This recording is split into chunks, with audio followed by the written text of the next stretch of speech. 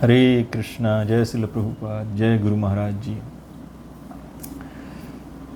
जैसा कि भागवत गीता और श्रीमद् भागवतम से पिछले 2 सेशंस में हम समझ रहे हैं कि भगवान श्री कृष्ण को समझने के लिए अनन्य भक्ति भगवान श्री कृष्ण के प्रति चाहिए।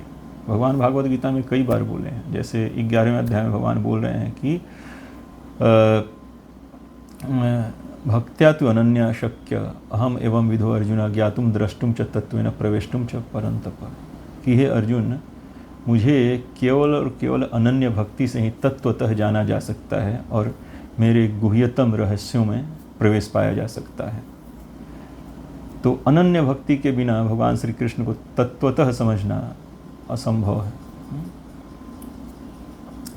जैसे भगवान श्री कृष्ण 18वें अध्याय में जब अपना फाइनल इंस्ट्रक्शन समराइज करते हैं, तो आई थिंक 18वें अध्याय के 64, 65, 66 नंबर श्लोक में भगवान कहते हैं कि सर्वगुह्यतमं भूयः शृणु में परमं वच।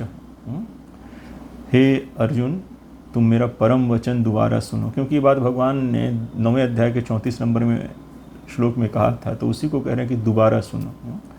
सर्वगुह्यतमं भूयः शृणु में परमं वच। और वो परम वचन क्या है? भगवान कहते हैं कि मन मना भव मद भक्तो मद्याजी माम नमस्कुरु माम एवैष्यासि सत्यम ते प्रतिजाने प्रियोसी में सर्वधर्मान परित्यज माम एकम शरणम व्रज अहम त्वाम सर्व पापेभ्यो मोक्षयिष्यामि मा शुचः। भगवान श्री कृष्ण कहते हैं कि मेरा परम वचन, फाइनल इंस्ट्रक्शन यही है अर्जुन, कि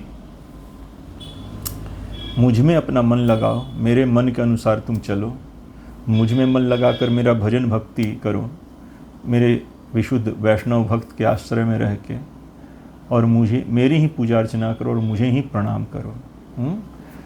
तुम निश्चित मुझे प्राप्त करोगे, इसमें कोई संशय संदेह नहीं है। ये मेरा वचन है, ये मेरी प्रतिज्ञा है, भगवान श्री कृष्ण कहते हैं। और फिर उसके आगे कहते हैं सर्वधर्मान परित्यज माम एकम शरणम व्रज। समस्त धर्मों का परित्याग कर तुम मात्र एक मुझ श्री कृष्ण के शरण में रहो, केवल मुझ श्री कृष्ण के शरण में रहो।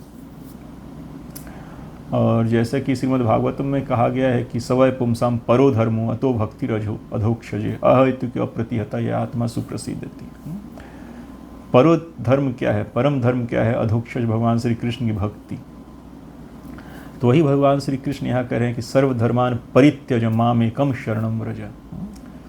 सब कुछ, सारे जो भी धर्म है सबको छोड़कर तुम मेरे एक शरण में रहो, मुझे श्री कृष्ण के, केवल मुझे श्री कृष्ण के शरण में रहो।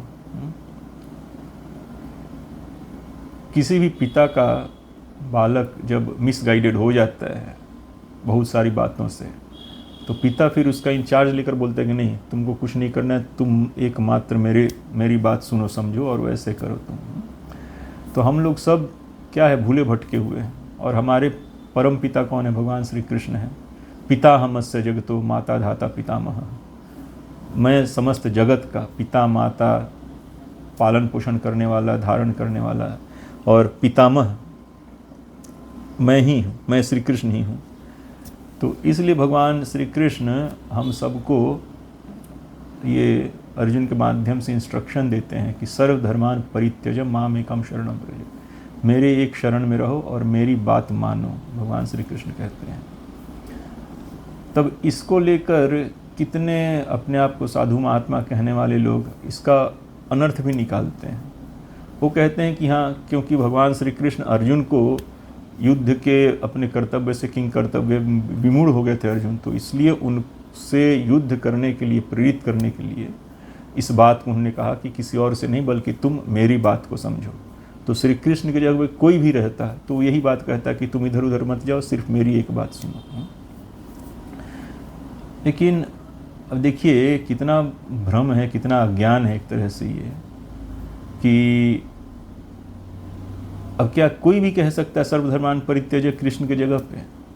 हर कोई कह सकता है। तो ये बात अगर कोई कहता है कि कृष्ण के जगह पे कोई भी रहता तो ये बात कह सकता हो, तो भागवत गीता में श्री कृष्ण ने बहुत सारी बातें कही हैं, वो क्या कोई भी कह सकता है? भगवान श्री कृष्ण 10वें अध्याय के 8वें नंबर श्लोक में कह रहे हैं कि अहम सर्वस्य प्रभो मत्तः सर्वम प्रवर्तते। मुझ श्री कृष्ण से ही समस्त भौतिक आध्यात्मिक जगत की सृष्टि हुई है, सारा जड़ चेतन जो भी है भौतिक आध्यात्मिक सब मुझ श्री कृष्ण से ही उत्पन्न है और मुझ श्री कृष्ण से ही पालित संचालित नियंत्रित नियमित है। भगवान श्री कृष्ण 7वें अध्याय के 7वें नंबर श्लोक में कहते हैं कि मत्तः परतरम नान्यत किंचिदस्ति धनंजय मयि सर्वमिदं प्रोक्तम सूत्रे मणिगणा इव, कि हे अर्जुन मुझसे श्रेष्ठ, मुझसे पर, मुझसे श्रेष्ठ तनिक किंचित भी कुछ नहीं है। मैं ही सर्वश्रेष्ठ सर्वोपरि परम सत्य हूँ और सब कुछ मुझ पे टिका हुआ है। भगवान श्री कृष्ण ये बात कह रहे हैं भागवत गीता के 7वें अध्याय के 7वें नंबर श्लोक में। तो आप सोच कर देखिए, भगवान श्री कृष्ण कहते हैं 9वें अध्याय में कि पिता हम जगतो माता धाता पितामह, वेद्यम पवित्रम ओंकार ऋक्साम यजुरेवच, कि मैं ही पूरे जगत का, पूरे सृष्टि का, पूरे विश्व का, मैं ही माता पिता धाता पितामह सब मैं ही हूँ। मैं ही ओमकार हूँ, मैं ही परम पवित्र हूँ, मैं ही ऋक साम यजुर्वेद सब कुछ मैं ही हूँ। विसृजामि पुनः पुनः, भगवान श्री कृष्ण कहते हैं कि पूरे जगत का सृष्टि मैं बार बार करता हूँ, सृष्टि पालन संहार बार बार करता हूँ। भगवान श्री कृष्ण कहते हैं 10वें अध्याय के 42 नंबर श्लोक में कि अथवा बहुने तेन किम ज्ञाते न तवार्जुन विष्टभ्याम इदम कृष्ण में कामशिनी स्थितो जगत, कि अर्जुन तुम्हें मेरे अनंत विभूतियों को जानने से क्या लाभ, तुम सिर्फ इतना समझो कि मैं अपने एक अंश से और अपने एक अंश में ही पूरे सृष्टि का सृजन पालन संहार नियंत्रण नियमन सब करता हूँ, बार बार करता हूँ। फिर अपने यह कस्तम जगत कृष्णम पश्चाद सचराचरम मम देहे गुड़ा के सयच्चाद न दृष्टुमिच्छसि, तो फिर अपने वही दिव्याति दिव्य सच्चिदानंद विग्रह के एक अंश से भगवान अनंत सृष्टि प्रकट कर इनको दिखा देते हैं। तो क्या ये कोई भी कर सकता है? जैसे लोग कहते हैं कि सर्वधर्मान परित्यज माम एकम शरणम व्रज, ये कोई भी अर्जुन को कोई भी ज्ञान देता है या किसी को कोई भी ज्ञान देगा तो वो ये बात बोल सकता है। तो जो मैंने भागवत गीता के श्लोकों को बताया जिसमें भगवान श्री कृष्ण कह रहे हैं कि हाँ मैं ही सर्वश्रेष्ठा सर्वपालक सर्वनियंता सर्वस्वामी हूँ, सर्वश्रेष्ठ परम सत्य मैं ही हूँ, तो ये बात क्या कोई भी बोल सकता है? यदि हम उनकी इस बात को माने कि सर्वधर्मान परित्यज माम एकम शरणम व्रज, ये बात कोई भी बोल सकता है, तो क्या ये सब बात भी कोई भी बोल सकता है कि मैं ही सर्वश्रेष्ठा सर्वपालक सर्वनियंता सर्वनियामक सर्वस्वामी मैं ही हूँ? कोई भी कह सकता है और कह सकता है कि मेरे शरीर के एक अंश में सारा सृष्टि सिमटा हुआ है, सृजन पालन संहार नियंत्रण नियमन सब, और अपने शरीर के एक कोने से पूरा सृष्टि प्रकट करके दिखा सकता है कोई भी अनंत सृष्टि विश्वरूप। ये सोचने का विचारने का बात है। ऐसा बोलने से पहले सोचना भी चाहिए कि जो स्वयं भगवान हैं, सर्वश्रेष्ठा सर्वपालक सर्वनियंता सर्वनियामक पिता हमस्य जगतो सम, पूरे सृष्टि के पिता है, वही ये बात बोल सकते हैं। सबको ये बात नहीं बोल सकता है, एकमात्र भगवान श्री कृष्ण ही ये बात बोल सकते हैं कि सर्वधर्मान परित्यज माम एकम शरणम व्रज। और कितने लोग ये कहते हैं कि भगवान शिव का भक्ति करके श्री कृष्ण जो है भागवत गीता बोले थे, विश्वरूप दिखाए थे, और बोलते हैं कि ऐसा रावण भी किया था। अब मुझे समझ में नहीं आता है, कोई किसी और का भक्ति करता है, किसी और से शक्ति सामर्थ्य प्राप्त करता है और उसके बाद वो कह सकता है कि मत्तः परतरम नान्यत किंचिदस्ति धनंजय, कि हे अर्जुन मुझसे परे मुझसे मुझसे श्रेष्ठ कोई दूसरा सत्य नहीं है, मैं ही सर्वोच्च सर्वोपरि परम सत्य हूँ, अल्टीमेट ट्रूथ मैं श्री कृष्ण ही हूँ। और जबकि कह रहे हैं कि श्री कृष्ण किसी और का भक्ति करके ये बात कह रहे हैं। आप सोचिए, कोई किसी और से शक्ति सामर्थ्य प्राप्त करेगा और ये कहेगा कि मुझसे श्रेष्ठ तनिक भी कुछ नहीं है, मैं ही सर्वश्रेष्ठ परम सर्वोपरि परम सत्य हूँ, कोई ये बात कह सकता है ऐसे? और उस बात को उन्हीं शिव जी के पुत्र गणेश जी इस बात को लिख रहे हैं भागवत गीता में। और जैसा कि हमने पिछले वीडियोज़ में चर्चा किया कि गणेश जी ने ये सारा बात सोच समझ कर सत्यापित करके लिखा हुआ है, वेरीफाई करके लिखा हुआ है, ऐसा नहीं कि लिख दिया है।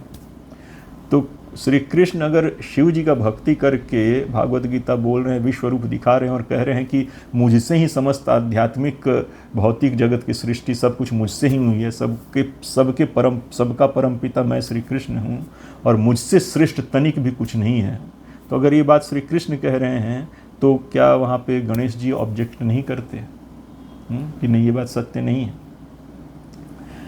तो ये सब अब कहने के लिए लोग कहते हैं और इसके ऊपर और भी चर्चा करेंगे आगे तो लेकिन हमको अपने बुद्धि विवेक से सोच विचार के ही बात को स्वीकारना या अस्वीकार करना चाहिए।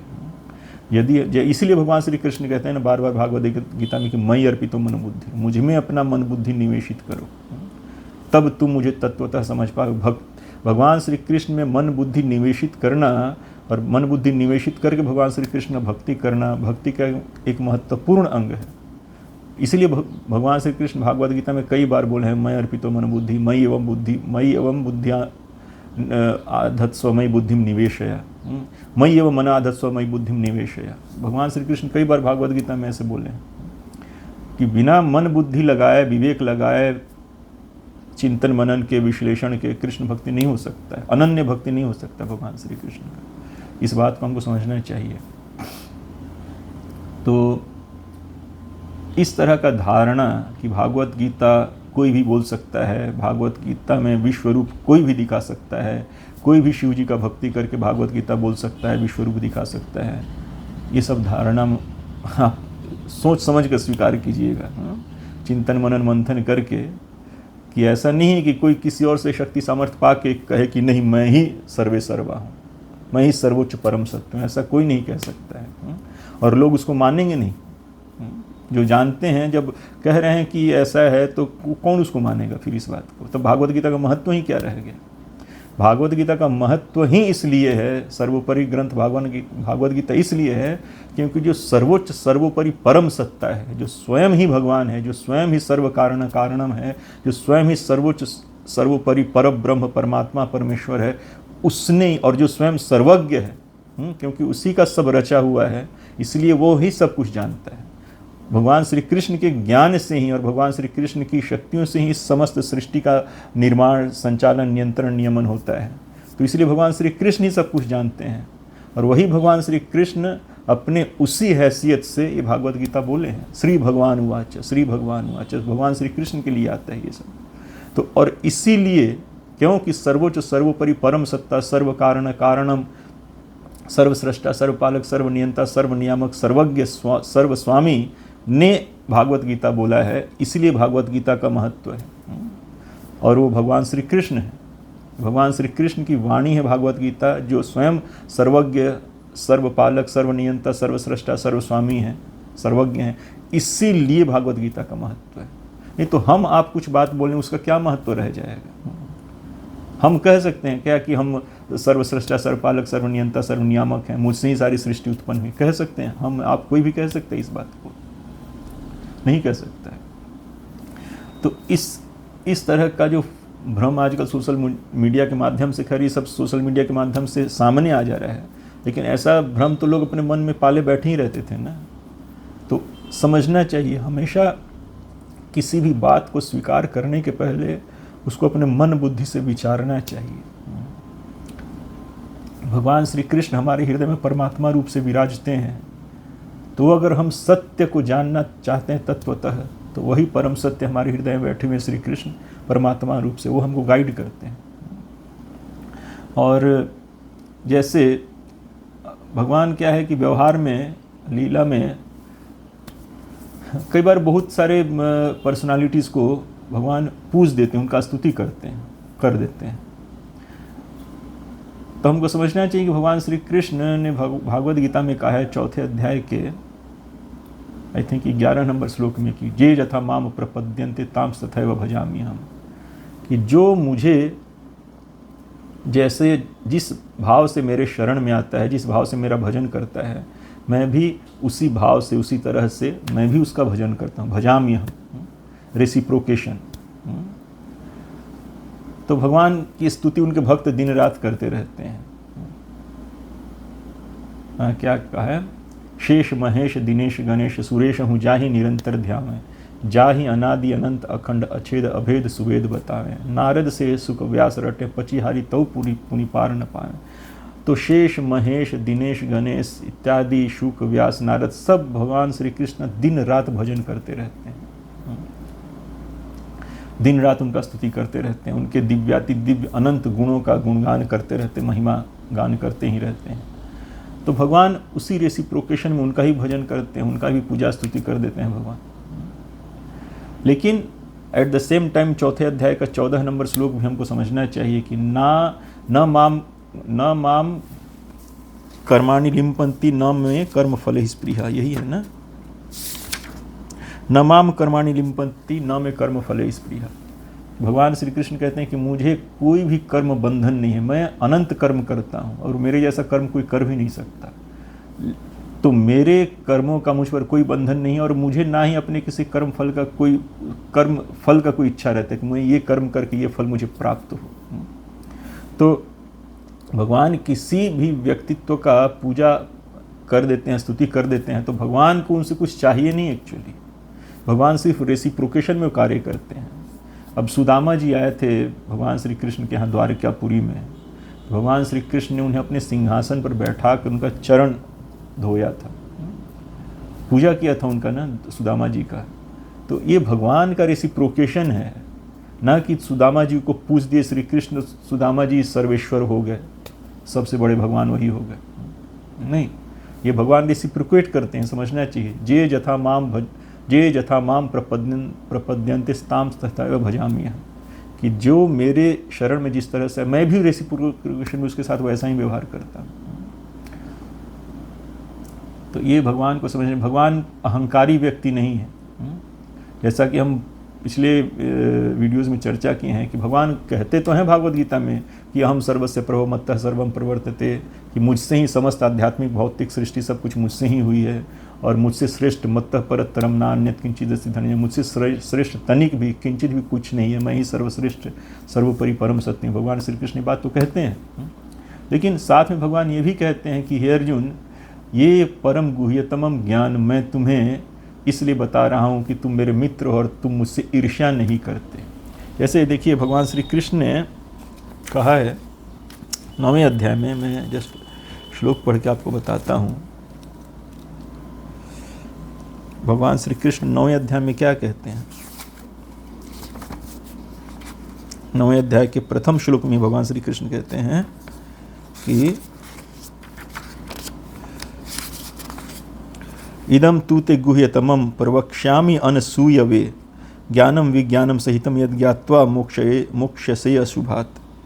तो श्री भगवान ने कहा कि हे अर्जुन, चूंकि तुम मुझसे कभी ईर्ष्या नहीं करते, इसलिए मैं तुम्हें यह परम गुह्य ज्ञान तथा अनुभूति बतलाऊंगा, जिसे जानकर तुम संसार के सारे क्लेशों से मुक्त हो जाओगे। और फिर क्या कहते हैं? राजविद्या राजगुह्यम पवित्रमिदम अनुत्तमम प्रत्यक्षावगमम धर्म्यम सुसुखम कर्तुम अव्ययम। यह ज्ञान सब विद्याओं का राजा है, जो समस्त रहस्यों में सर्वाधिक गोपनीय है। यह परम शुद्ध है और चूंकि यह आत्मा की प्रत्यक्ष अनुभूति कराने वाला है, अतः यह धर्म का सिद्धांत है। यह अविनाशी है और अत्यंत सुखपूर्वक संपन्न किया जाता है। और फिर क्या कहते हैं?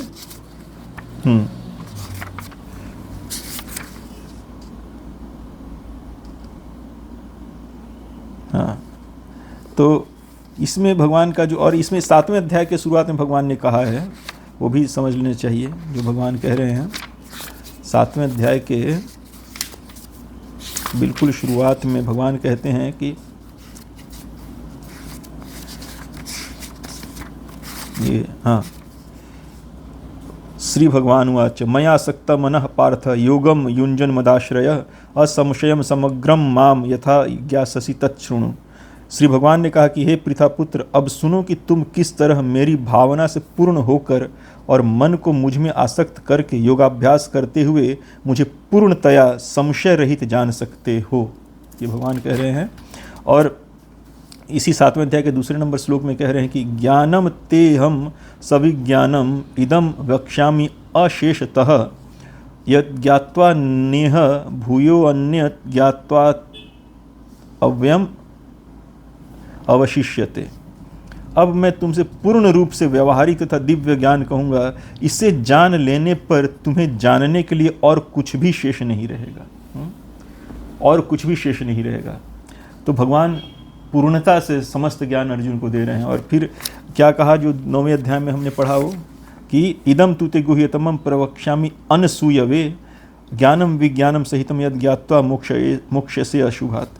श्री भगवान ने कहा कि हे अर्जुन, चूंकि तुम मुझसे कभी ईर्ष्या नहीं करते। जो अनसूयवे वर्ड जो भगवान कह रहे हैं ना, अनसूयवे का मतलब होता है ईर्ष्या करने वाला। अनसूयवे, ईर्ष्या न करने वाला। अनसूयवे का मतलब होता है ईर्ष्या न करने वाला। तो और अनसूय शब्द का क्या मतलब हुआ? ईर्ष्या न करने वाला। तो भगवान कह रहे हैं कि श्री भगवान ने कहा कि हे अर्जुन, चूंकि तुम मुझसे कभी ईर्ष्या नहीं करते, इसलिए मैं तुम्हें यह परम गुह्य ज्ञान तथा अनुभूति बतलाऊंगा, जिसे जानकर तुम संसार के सारे क्लेशों से मुक्त हो जाओगे। और 7वें अध्याय में भगवान ने क्या कहा? अशेषतः, मतलब कुछ बाकी नहीं रहेगा, संपूर्ण ज्ञान है।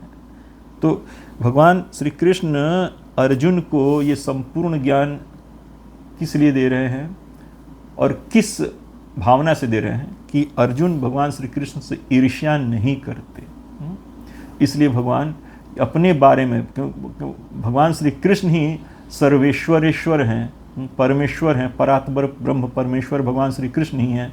सर्व कारण कारणम, सर्वस्रष्टा, सर्वपालक, सर्वनियंता, सर्वनियामक, सर्वस्वामी भगवान श्री कृष्ण ही हैं। ये गुह्यतम बात को बताने के लिए, परम गुह्य बात को बताने के लिए जो कंडीशन भगवान श्री कृष्ण ने जो रखा है वो है कि अनसूयवे, क्योंकि तुम मुझसे ईर्ष्या नहीं करते। क्योंकि ईर्ष्या करने वाले व्यक्ति को भगवान श्री कृष्ण अपने बारे में बताएंगे, जैसे शिशुपाल है, तो मानेगा ही नहीं, उसके ऊपर तो कोई प्रभाव ही नहीं पड़ेगा, वो तो और गाली गलौज शुरू कर देगा, शिशुपाल जैसा व्यक्ति। तो इसलिए भगवान जिसके हृदय में ईर्ष्या नहीं है उनके प्रति, उसी के बारे में, उसी को वो अपने बारे में परम गुह्य ज्ञान देते हैं, जो क्या है कि भगवान श्री कृष्ण ही अल्टीमेट परम सत्य हैं, सर्व कारण कारणम, सर्वस्वामी हैं। अच्छा देखिए, जैसे भगवान श्री कृष्ण ने 18वें अध्याय में जब भगवान श्री कृष्ण भागवत गीता को कंक्लूड कर रहे हैं, तो उस समय भगवान श्री कृष्ण क्या कह रहे हैं कि किसको भागवत गीता नहीं सुनाना चाहिए। वो भगवान श्री कृष्ण कह रहे हैं, जैसे 67 नंबर श्लोक में भगवान 67 नंबर श्लोक में भगवान श्री कृष्ण कह रहे हैं, इदम ते ना तपस्काय ना भक्ताय कदाचन न चाशुश्रूषवे वाच्यम न च माम यो अभ्यसूयति। अभ्यसूयति का मतलब वही ईर्ष्या द्वेष करता है। जो वहाँ बोले अनुसूयवे, यहाँ बोल रहे हैं अभ्यसूयति, मतलब द्वेष करता है, ईर्ष्या करता है। तो इस श्लोक का क्या मतलब हुआ? भगवान श्री कृष्ण कह रहे हैं कि यह गुह्य ज्ञान उनको कभी न बताया जाए जो न तो तपस्वी, जो न तो संयमी हैं, न एकनिष्ठ हैं, न भक्ति में रत हैं, न ही उसे जो मुझसे द्वेष करता। तो ऐसा नहीं कि भगवान श्री कृष्ण अपने द्वेषी, उनसे जो ईर्ष्या करते हैं, उनके बीच जाकर अपने अनंत असीम अशेष ऐश्वर्य का ढिंढोरा पीटना चाहते हैं या पिटवाना चाहते हैं। नहीं, भगवान मना कर रहे हैं स्पष्ट कि इदम ते ना तपस्काय ना भक्ताय कदाचन न चाशुश्रूषवे वाच्यम न च माम यो अभ्यसूयति। यह गुह्य ज्ञान, मतलब भगवान श्री कृष्ण ही सर्वे सर्वा हैं इस ज्ञान के।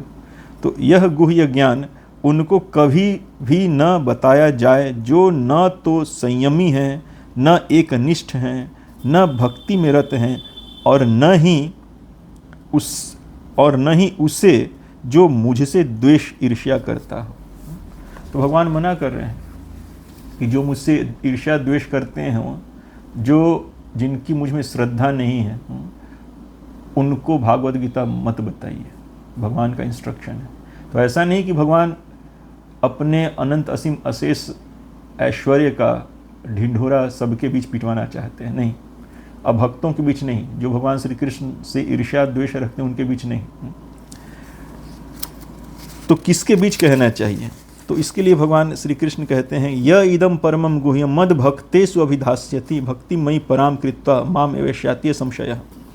जो व्यक्ति भक्तों को यह परम रहस्य बताता है, वह शुद्ध भक्ति को प्राप्त करेगा और अंत में वह मेरे पास आएगा। तो किसके बीच कहने के लिए कह रहे हैं? भक्तों के बीच कहने के लिए। अच्छा, जो लोग कहते हैं कि अर्जुन को चूंकि युद्ध करवाना था, इसलिए भगवान श्री कृष्ण उनको बोले कि सर्वधर्मान् परित्यज्य मामेकं शरणं व्रज। लेकिन भागवत गीता भगवान श्री कृष्ण ने सिर्फ अर्जुन के लिए नहीं बोला है, सबके लिए बोला है। जिनका भी भगवान श्री कृष्ण में श्रद्धा है उन सब के लिए, और जिनका श्रद्धा नहीं है वो भी समहाउ धीरे धीरे श्रद्धालु होकर भगवान श्री कृष्ण के प्रति श्रद्धावान हो जाते हैं। ऐसे बहुत सारे उदाहरण हैं एक्चुअली। तो ऐसा नहीं कि भगवान श्री कृष्ण ने भागवत गीता सिर्फ और सिर्फ अर्जुन के लिए बोले, नहीं। अगर अर्जुन के लिए सिर्फ बोले होते तो फिर मना क्यों करते हैं कि जो लोग तपस्वी नहीं है, जो लोग एकनिष्ठ नहीं है, जो लोग संयमी नहीं है, जो मुझसे द्वेष ईर्ष्या करते हैं, उनको ये मत सुना, और जो मेरे भक्त हैं उनको ये सुना। इसका मतलब भगवान श्री कृष्ण अर्जुन के माध्यम से सबके लिए भागवत गीता बोले हैं, जो भी उन्हें श्रद्धा रखते हैं उन सबके लिए। यह इदम परमम गुह्यम मद भक्तेषु अभिधास्यति भक्तिमयी पराम कृत्वा माम एवैष्याति संशयः। जो व्यक्ति भक्तों को यह परम रहस्य बताता है वह शुद्ध भक्ति को प्राप्त करेगा और अंत में वह मेरे पास वापस आएगा। और फिर आगे देखिए क्या कहते हैं, न च तस्मान मनुष्येषु कश्चिन में प्रियकृतमः भविता न च में तस्माद अन्यः प्रियतरो भूयि। इस संसार में उसकी अपेक्षा कोई अन्य सेवक न तो मुझे अधिक प्रिय है और न कभी होगा। तो जो भगवान श्री कृष्ण के भागवत गीता का चर्चा भगवान श्री कृष्ण के श्रद्धालु भक्तों के बीच करता है, उससे प्रिय कोई भी भक्त भगवान श्री कृष्ण को न था, न है, न होगा। तो भगवान श्री कृष्ण चाहते हैं ना कि भागवत गीता का प्रचार मेरे श्रद्धालु भक्तों के बीच हो, हमेशा सदा होता रहे। अर्जुन के लिए सिर्फ नहीं बोला है भागवत गीता भगवान श्री कृष्ण ने, तो इस बात को, और अर्जुन के लिए युद्ध करवाना रहता तो ये इतना आत्मज्ञान, मैं सबसे महान हूँ, मुझसे ही सब सृष्टि का सृजन होता है, पालन संहार, ये सब बोलने का क्या जरूरत था। साधारण काउंसलिंग करते कि यार लड़ो, क्यों नहीं लड़ रहे हो इस तरह से। इसमें पूरा ये ब्रह्म विद्या, ब्रह्म ज्ञान, आत्मज्ञान देने का क्या जरूरत था। लेकिन अर्जुन के मानसिकता जो कि हमारे देहात्म बुद्धि को रिप्रेजेंट करता है, उस बुद्धि को बैकग्राउंड बनाकर भगवान श्री कृष्ण ने अर्जुन के माध्यम से हम सबको ये भागवत गीता दिया है। इसलिए जो ऐसा सोचते हैं कि भागवत गीता सिर्फ अर्जुन के लिए कहा गया है और इसलिए भगवान ने अर्जुन से कहा कि सर्वधर्मान परित्यज मामेकम शरणम व्रज, तो ये सर्वधर्मान परित्यज मामेकम शरणम व्रज सिर्फ अर्जुन के लिए नहीं है, ये हम सबके लिए है एक्चुअली। ये सबके लिए, हम सबके लिए बात कहा गया है। भगवान श्री कृष्ण हम सबके लिए बात कहते हैं कि सर्वधर्मान परित्यज मामेकम शरणम व्रज, सब छोड़कर मुझ एक श्री कृष्ण के शरण में रहो, क्योंकि मैं ही तुम्हारा सबका सर्वाधार हूँ, सर्व कारण कारणम, परम पिता हूँ तुम सबका। तो इसलिए भगवान श्री कृष्ण कहते हैं मुझे एक के शरण में रहो। अच्छा, यहाँ पे कुछ लोग आजकल बहुत ज्ञानी वो प्रकट हो गए हैं ना, एक हैं अपने आप को संत कहते हैं, वो कहते हैं कि रामकृष्ण कुछ नहीं है, जो है कबीर है, कबीर ही परमात्मा परमेश्वर है। तो वो ये सर्वधर्मान परित्यज मामेकम शरणम व्रज, इसमें कहते हैं कि श्री कृष्ण तो कह रहे हैं ब्रज, और ब्रज का मतलब क्या निकालते हैं, जाना, शरण में जाओ। तो लेकिन यहाँ पे सर्वधर्मान परित्यज माम एकम शरणम व्रज, माम किसके लिए आया है, माम श्री कृष्ण के लिए आया है ना, अपने लिए श्री कृष्ण बोल रहे हैं मेरे एक शरण में आ जाओ। तो ब्रज शब्द का मतलब गतिशीलता होता है, आना जाना सब है उसके अंदर, सिर्फ जाना जाना नहीं होता है। वो तर्क देते हैं कि अर्जुन ने तो दूसरे अध्याय के 7वें श्लोक में कह दिया कि शिष्यस्ते अहम शाधिमाम त्वाम प्रपन्नम, तो अर्जुन ने तो भगवान श्री कृष्ण को समर्पण कर ही दिया, तो फिर का है उसको बोल रहे हैं। तो लेकिन अभी अर्जुन का समर्पण पूरा नहीं हुआ है।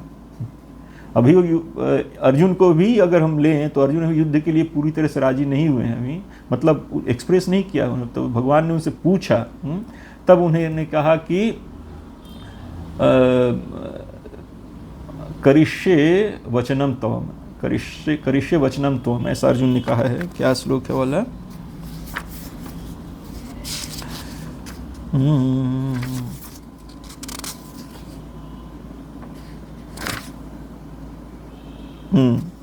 अर्जुन कह रहे हैं 73 नंबर श्लोक में, भगवान ने पूछा, हे पृथापुत्र, हे धनंजय, क्या तुमने इस शास्त्र को एकाग्रचित्त होकर सुना, और क्या अब तुम्हारा अज्ञान तथा मोह दूर हो गया है। ये भगवान ने 18वें अध्याय के 72 नंबर श्लोक में पूछा। तो अर्जुन क्या बता रहे हैं, अर्जुन वाच 73 नंबर श्लोक में, नष्टो मोह स्मृतिर्लब्धा त्वत्प्रसादन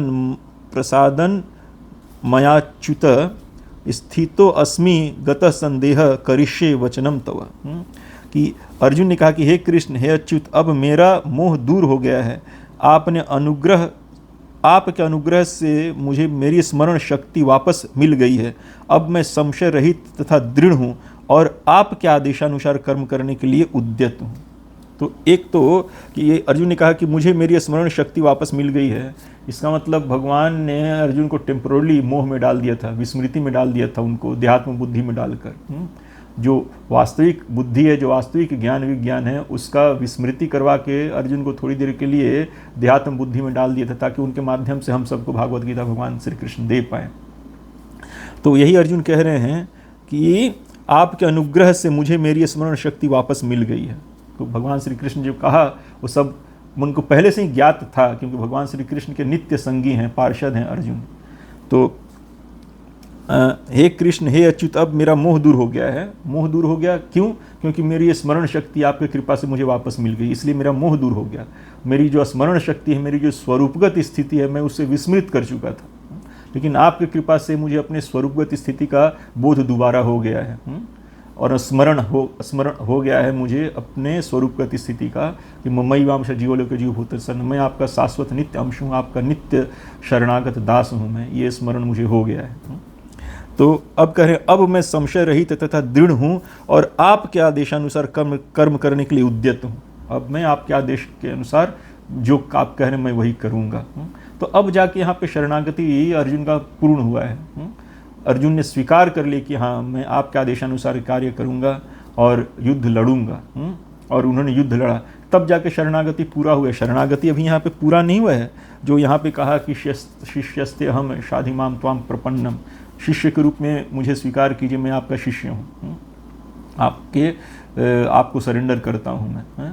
लेकिन जब अर्जुन ने ये कहा, भगवान ने सारा बात बताया, फिर पूछा कि तुम्हें सब समझ में आ गया, तुम्हें और बताऊँ कि सब क्लियर है तुम्हें, तब अर्जुन ने कहा कि नहीं, आपकी कृपा से मेरा जो मोह था वो नष्ट हो गया और मेरी स्मरण दोबारा वापस मुझे मिल गई है, और मैं आपके आदेशानुसार जैसा आपने बताया वैसा ही मैं कर्म करने के लिए अब एक्साइटेड उद्यत हूँ मैं।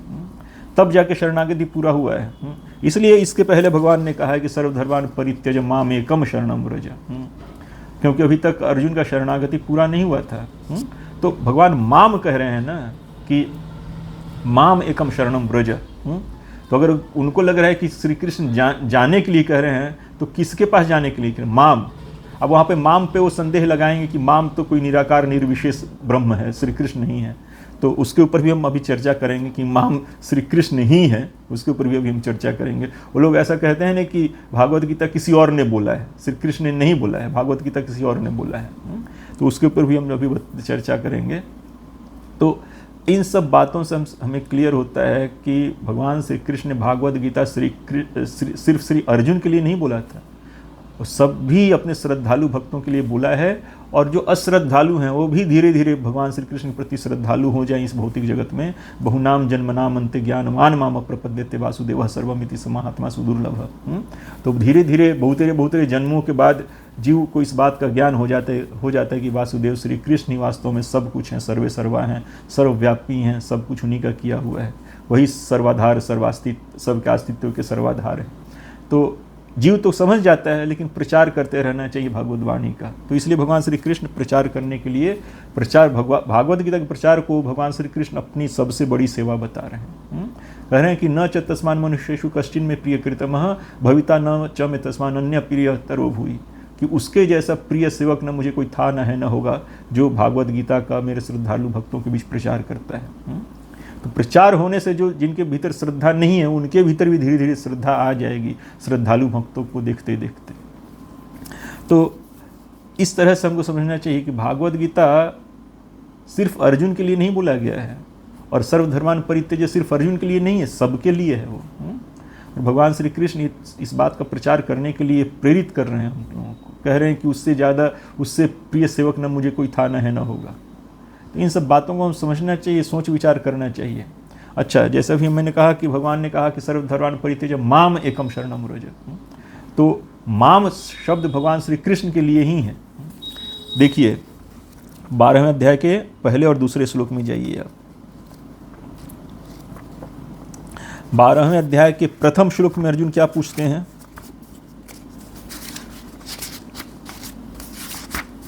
12वें अध्याय के प्रथम श्लोक में भक्ति योग चैप्टर का नाम, इसमें अर्जुन क्या पूछते हैं? अर्जुन वाच एवं सतत युक्ता ये भक्तास्त्वाम पर्युपासते जे चापि अक्षरम अव्यक्तम तेषाम के योग वित्तमः।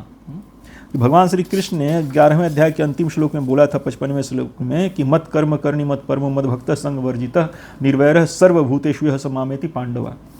कि हे अर्जुन, जो व्यक्ति सकाम कर्मों तथा मनोधर्म के कलमश से मुक्त होकर मेरी शुद्ध भक्ति में तत्पर रहता है, जो मेरे लिए ही कर्म करता है, जो मुझे ही जीवन लक्ष्य समझता है और जो प्रत्येक जीव से मैत्री भाव रखता है, वह निश्चय ही मुझे प्राप्त करता है। ये भगवान श्री कृष्ण ने अर्जुन से कहा।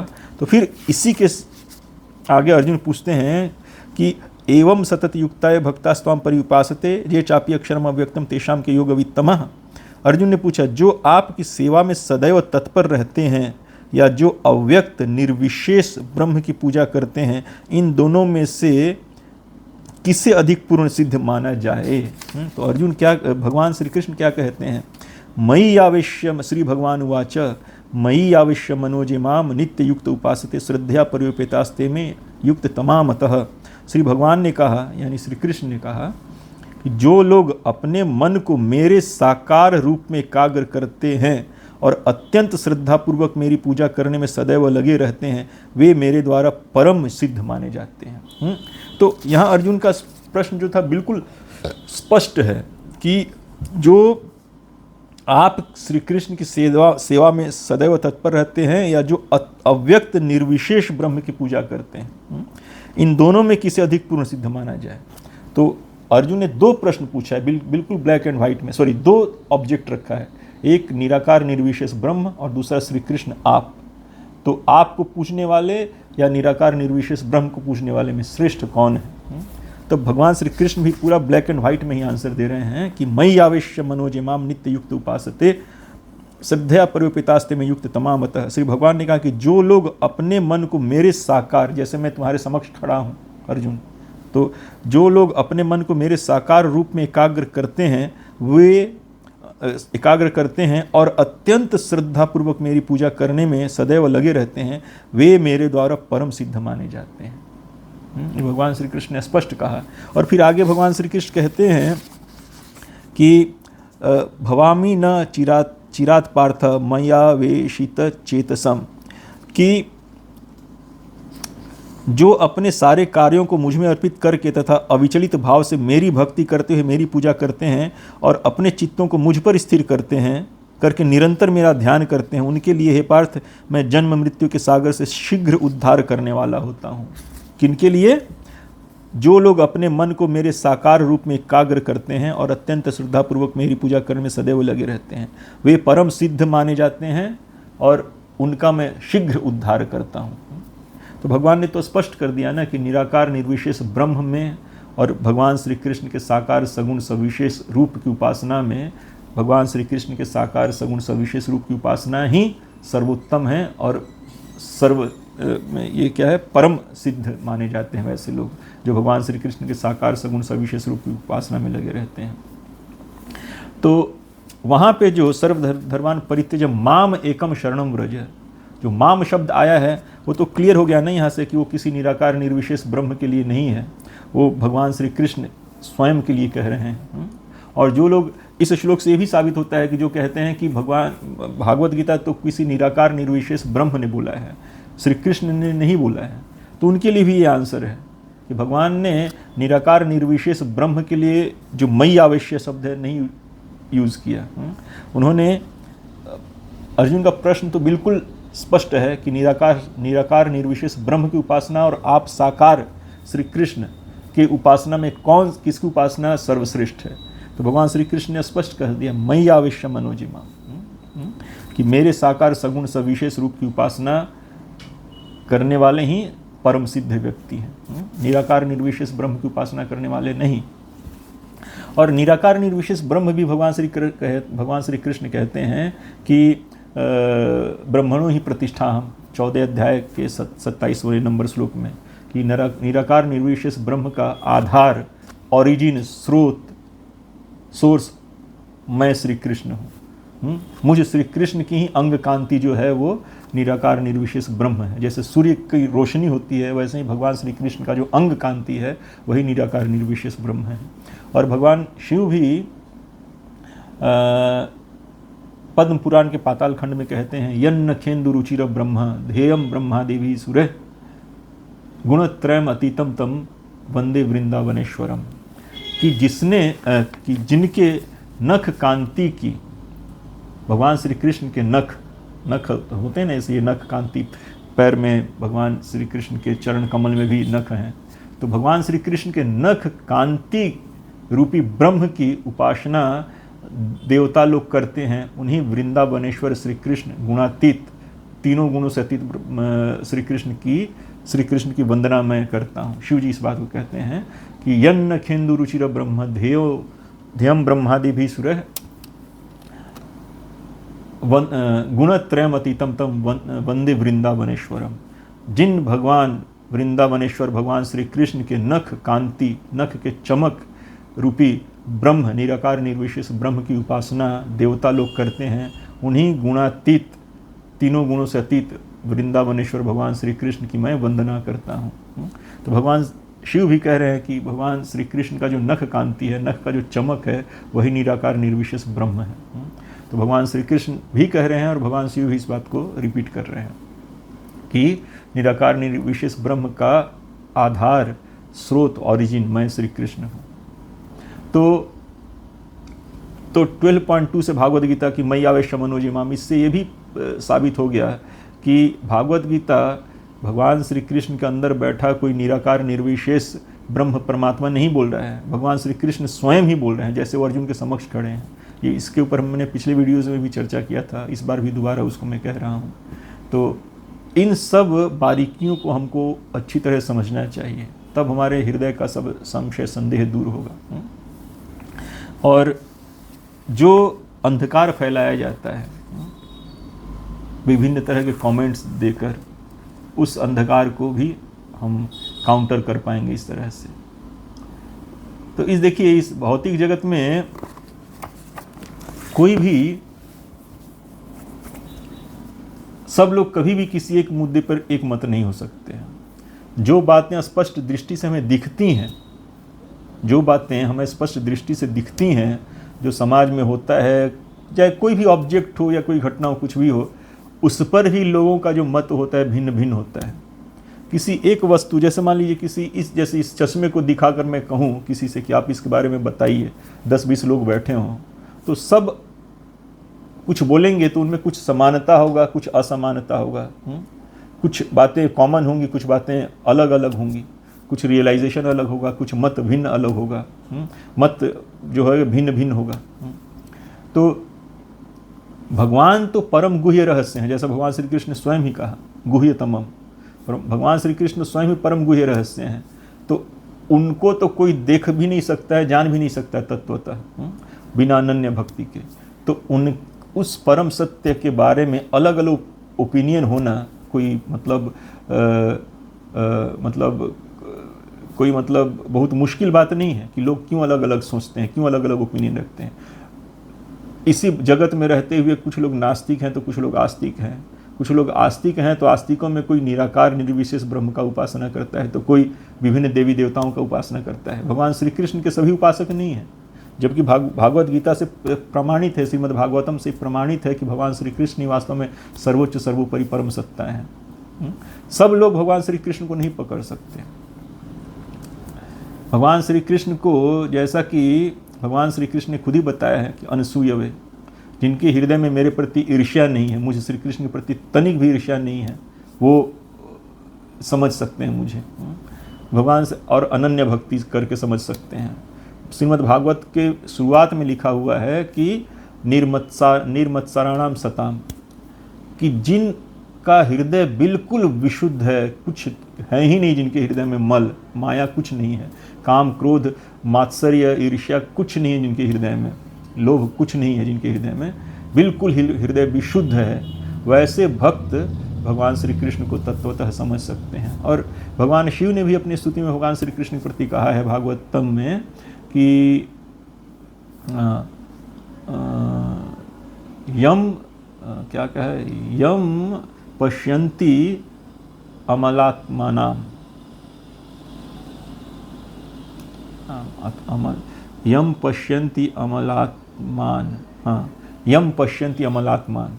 भगवान शिव कहते हैं श्री कृष्ण से कि आप ही वेद में तात्पर्य रूप, रहस्य रूप से छुपे हैं, आप ही समस्त वेद के रहस्य तात्पर्य हैं। लेकिन आपको कौन देख समझ सकता है वेद के रहस्य तात्पर्य के रूप में? वो हैं अमलात्मान, जिनका हृदय बिल्कुल विशुद्ध है, साफ है।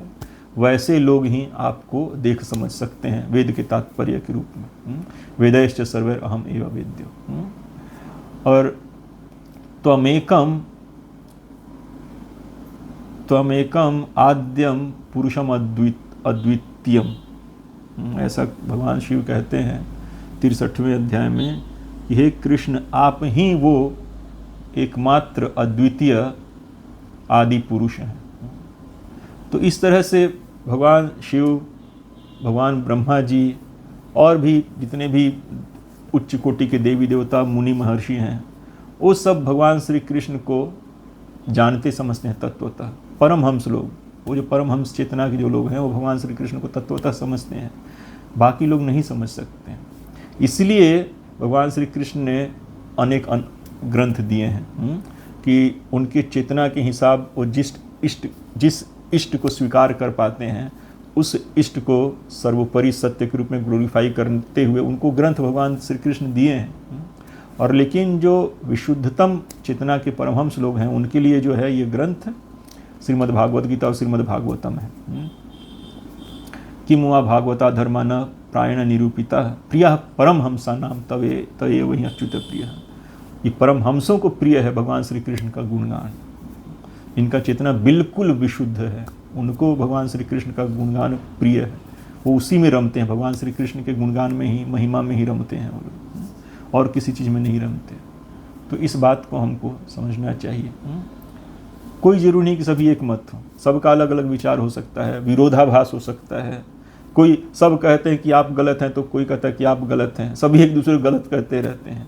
लेकिन जो परमहंस चेतना के अनन्य भक्तिमान हृदय वाले जो लोग हैं, वो भगवान श्री कृष्ण को तत्वतः समझते हैं। अब जो लोग निराकार कहते हैं कि भगवान निराकार हैं, तो वो खुद ही कहते हैं कि निह शब्द के, निराकार में जो शुरू में निह लगा हुआ है, उसके दो मीनिंग हैं। एक तो है निषेधात्मक और दूसरा है निश्चयात्मक। तो एक नी से तो निषेध होता है आकार का, और दूसरे नी से निश्चय भी होता है आकार का। तो वो लोग निश्चयात्मक जो नी का मीनिंग है उसको नहीं लेते, वो बोलते नहीं, आकार का निषेध है निराकार में। तो लेकिन हम लोग जो जो गौड़िया वैष्णव हैं, हम लोग निराकार का जो हमारे आचार्यों से जो व्याख्या प्राप्त होता है वो ये है, निह का दोनों ही मीनिंग है निराकार में, निषेधात्मक मीनिंग भी है और निश्चयात्मक मीनिंग भी है। तो निराकार में निह से जो निषेध होता है वो भौतिक आकार का निषेध है। हाड़ मांस पृथ्वी जल अग्नि वायु आकाश मन बुद्धि अहंकार, ये जो भौतिक तत्व हैं, और इनसे जो हमारे हाड़ मांस रक्त मज्जा किडनी लीवर रूपी शरीर का जो निर्माण होता है, उस तरह के भौतिक आकार का निषेध है निराकार में। यानी भगवान श्री कृष्ण का कोई भी भौतिक आकार नहीं है। और फिर न से निश्चय भी होता है, तो आकार का निश्चय भी है, तो वो स्पिरिचुअल आकार का निश्चय करता है, आध्यात्मिक शरीर भगवान का सच्चिदानंद विग्रह के प्रति निश्चयात्मक है, नितराम आकार। एक तो निह आकार में आकार का निषेध हुआ, और दूसरे निह से नितराम आकार, नित्य आकार है भगवान श्री कृष्ण का। वो आकार कैसा है? स्पिरिचुअल सच्चिदानंद विग्रह। उसमें हाड़ मांस रक्त मज्जा ये सब नहीं है, पृथ्वी जल अग्नि और आकाश निर्मित नहीं है भगवान का दिव्य शरीर। भगवान श्री कृष्ण का जो दिव्याति दिव्य सच्चिदानंद विग्रह है वो नित्य है, उसका कभी निर्माण नहीं हुआ है, स्वयं से नित्य से है वो भगवान श्री कृष्ण का। और उसमें देही का भेद नहीं है, आत्मा और शरीर का भेद नहीं है उसमें। भगवान श्री कृष्ण सच्चिदानंद विग्रह है, नित्य। तो निराकार से निह आकार मतलब भौतिक आकार का निषेध है, और नितराम आकार, नित्य आध्यात्मिक स्पिरिचुअल आकार का निश्चयात्मक मतलब कॉन्फर्मेशन है। भगवान श्री कृष्ण का नित्य आकार है, तो हम आत्मा को तो देख ही नहीं सकते, तो परमात्मा को कैसे देख सकते हैं? नहीं देख सकते हमारे, इसलिए उनका नाम अधोक्षज है। अधः मतलब गुरु महाराज जी बताते हैं, जो अधः मतलब नीचे, अक्ष मतलब इंद्रिय, अज अनुभव, तो जो हमारे इंद्रियों का अनुभव जिन तक नहीं पहुंच पाता, जिनसे नीचे रह जाता है, वो अधोक्षज है। तो भगवान श्री कृष्ण है वो। तो भगवान श्री कृष्ण का नित्य आध्यात्मिक स्पिरिचुअल आकार होते हुए भी हम उनको अपनी भौतिक इंद्रियों से नहीं देख समझ पाते। तो इसलिए निराकार का मतलब भौतिक आकार का निषेध और आध्यात्मिक आकार स्पिरिचुअल बॉडी सच्चिदानंद विग्रह का कॉन्फर्मेशन है। और कुछ आचार्य कहते हैं निराकार का मतलब जिससे समस्त आकार निकले हों। तो भगवान श्री कृष्ण कहते हैं अहम सर्वस्य प्रभो मत्तः सर्वम प्रवर्तते। तो सारा भौतिक जगत का सृष्टि इत्यादि सब भगवान श्री कृष्ण से ही होता है। आध्यात्मिक जगत, भौतिक जगत सब भगवान श्री कृष्ण से ही निकला हुआ है। सारे आकार भगवान श्री कृष्ण से ही निकले हुए हैं। तो वो भी निराकार का एक मतलब होता है। तो ये तीन परिभाषा सुनते हैं, तो जिसमें जो लोग भगवान के साकार सगुण सविशेष रूप की उपासना नहीं करते, उनमें जिनकी श्रद्धा भक्ति नहीं होती, वो भगवान के परम सत्य के आकार का पूर्णतया निषेध करते हैं। उनकी मर्जी, जो जहाँ तक समझ पाता है, जो जहाँ तक देख पाता है, वहाँ तक वो बता पाता है। जो नहीं देख पाता है उसको कैसे बताएगा वो। तो भक्त लोग देखते हैं, जैसा कि ब्रह्म संहिता में लिखा हुआ है कि प्रेमांजन अक्षुरिता भक्ति विलोचनेन संता सदैव हृदयेषु विलोकयन्ति, कि यम श्याम सुंदरम अचिंत्य रूप गुण स्वरूपम अचिंत्य गुण स्वरूपम गोविंदम आदि पुरुषम तम हम भजामि। कि भक्त लोग क्या है, प्रेमांजन अक्षुरिता भक्ति विलोचनेन संता सदैव हृदयेषु विलोकयन्ति यम श्याम सुंदरम अचिंत्य गुण स्वरूपम गोविंदम आदि पुरुषम तम हम भजामि। जो भक्तों, साधु संतों, जो भगवान श्री कृष्ण के अनन्य प्रेमी भक्त हैं, उनका जो आँख जो है प्रेम के अंजन से, प्रेम के काजल से, उनका आँख भगवान श्री कृष्ण के प्रति प्रेम के काजल से, उनका आँख हमेशा मतलब प्रेम का काजल उनकी आँखों में लगा रहता है। और जिसके फलस्वरूप अपने हृदय में हमेशा अचिंत्य गुण स्वरूप श्याम सुंदर भगवान श्री कृष्ण को देखते रहते हैं, दर्शन करते रहते हैं। तो भगवान श्री कृष्ण को देखने समझने में उनके प्रति अनन्य प्रेम चाहिए ही चाहिए, नहीं तो भगवान श्री कृष्ण को समझ पाना, उनका अनुभव कर पाना असंभव है। भगवान, जैसा भगवान श्री कृष्ण हमने देखा ना, भागवत गीता में मना किया भगवान श्री कृष्ण ने कि मेरे प्रति जिनमें श्रद्धा नहीं है, जो मेरे प्रति ईर्ष्या द्वेष रखते हैं, उनको मेरे बारे में मत बताओ, मेरा गुणगान भागवत गीता भागवतम मत बताओ उनको। भगवान श्री कृष्ण ने स्पष्ट कहा है। और मेरे श्रद्धालु भक्तों के बीच ही इनका चर्चा किया करो, मेरे दिव्यादि दिव्य गुणों का चर्चा करो मेरे श्रद्धालु भक्तों के बीच। तो भगवान श्री कृष्ण, जैसा कि हमने पहले कहा, कि अपना ढिंढोरा नहीं पिटवाना चाहते हैं, लेकिन जो भगवान श्री कृष्ण में आनंद पाते हैं, जो भगवान श्री कृष्ण को तत्वतः समझते हैं या समझना चाहते हैं, भगवान श्री कृष्ण उनके लिए अपने रहस्य का दरवाजा पूरा खोल देते हैं। भगवान श्री कृष्ण ददामि बुद्धि योगम तुम ये न माम उपयंती थे, बुद्धि योग दे देते हैं, सारा दृष्टि सारा ज्ञान दे देते हैं अपने स्वरूप का, सब कुछ का। तो इस बात को समझना चाहिए कि भगवान श्री कृष्ण अनन्य भाव से, अनन्य भक्ति से ही समझे जा सकते हैं। शिव जी भी कहते हैं, ब्रह्मा जी भी कहती हैं, वेद भी कहता है, सारे महर्षि व्यास इत्यादि सभी कहते हैं। कोई कहता है कि वेद को ही मानता है, वेद के अलावा बाकी पुराण को नहीं मानते हैं जो लोग। तो व्यास देव ने ही तो लिखा है ना, भागवतम अपने मैच्योर की मुआ भागवता धर्मन प्राण निरूपिता प्रिया परमहंसा नाम तो एवं ही अच्युत प्रिय। जब उनको सारा वेद वेदांत महाभारत इत्यादि लिखकर भी जब उनको संतोष नहीं हुआ, क्योंकि जीव का जो संतोष है वो मत चित्ता मदगत प्राण बोधयंतः परस्परम कथयंतश्च माम नित्यम तुष्यन्ति च रमन्ति च। जब तक भगवान श्री कृष्ण का और उनके दिव्याति दिव्य गुणों का विशेषता से, विस्तार से चर्चा जब तक नहीं होता है, तब तक जीव संतुष्ट नहीं होता है, उनके भक्त संतुष्ट नहीं होते हैं।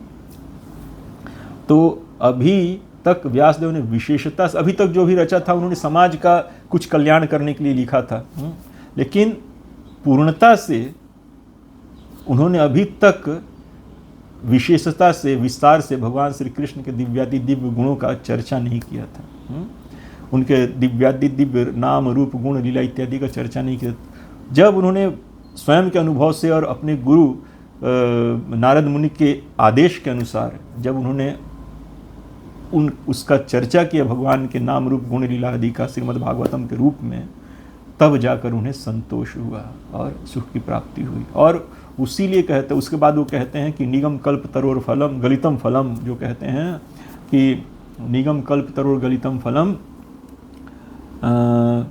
और फिर लास्ट में क्या कहते हैं, पीबंती रसमालयम, कि ये जो श्रीमद् भागवतम है, ये सारे वेद वेदांत का पूरा पका हुआ, बिना छिलका गुठली के पूरा पका हुआ ये फल है, रस से भरा हुआ। इसमें केवल रस ही रस है। इसको पीते रहिए और आनंद में मगन रहिए। ये आशीर्वाद भी देते हैं एक तरह से व्यासदेव। तो जो लोग वेद तक अपने आप को रोक देते हैं, भगवान के आनंद को अनुभव नहीं कर पाते हुए। एक्चुअली निराकार निर्विशेष में क्या आनंद है, क्या रस है उसमें? कुछ रस नहीं है। जैसे तैत्तिरीय उपनिषद में लिखा हुआ है कि रसो वै सह रसम ही एवयम लब्धो रसम ही एवयम लब्ध्वा आनंदी भवति। रसो वै सह रसम ही एवयम लब्ध्वा आनंदी भवति। शायद संस्कृत मेरे को नहीं आता है संस्कृत उतना, कि रसो वै सह रसम ही एवयम लब्ध्वा आनंदी भवति, कि वो जो रस है, जो भगवान श्री कृष्ण हैं, जो लोग नाम से उनको नहीं जानते हैं, जो लोग ब्रह्म इत्यादि करते रहते हैं, वो ब्रह्म पर ब्रह्म ही वास्तव में, परात्पर ब्रह्म जो है वो वही वास्तव में रस है। और उसी रस से जुड़ने के कारण लोग आनंद का अनुभव करते हैं, क्योंकि वही पर ब्रह्म, परात्पर ब्रह्म जो है वो रसमय है, आनंदमय है। तो उससे जुड़ने के कारण, उससे योग हो जाने के कारण, उसका अनुभव होने के कारण जो लोग हैं वो परमानंद का अनुभव करते हैं अपने हृदय में। तो निराकार निर्विशेष में क्या मतलब आनंद हो सकता है? उसको ना आप देख सकते हैं, ना उससे आप बोल सकते हैं, ना उससे कोई बात व्यवहार कर सकते हैं, उससे क्या संबंध आप स्थापित कर पाएंगे? तो इसीलिए कहा गया है कि श्रीमद् भागवतम में कि वदन्ति तत्तत्त्वं विदस्तत्त्वं यद् ज्ञानम अद्वयम् ब्रह्मेति परमात्मेति भगवानिति शब्दते। उसी एक परम सत्य को लोग अपने अनुभव के हिसाब से, अपनी मैच्योरिटी के हिसाब से निराकार निर्विशेष ब्रह्म, परमात्मा और फाइनली साकार सगुण सविशेष भगवान के रूप में देख पाते हैं। तो इसका कई बार लोग उदाहरण देते हैं कि जैसे मान लीजिए आप कहीं अंधेरे में खड़े हैं, बस का इंतज़ार कर रहे हैं, तो जब बस दूर रहती तो सिर्फ लाइट दिखता है, जब बस थोड़ा नज़दीक आती है तो उसका आउटलाइन दिखता है कि हाँ आउटलाइन है इसका। पहले तो सिर्फ लाइट ही दिख रहा था, उसका हेडलाइट जो था वो लाइट ही दिख रहा था। नज़दीक आया तो थोड़ा आउटलाइन दिखा, और जब बिल्कुल नज़दीक आया तो उसका सारा डिटेल दिखता है।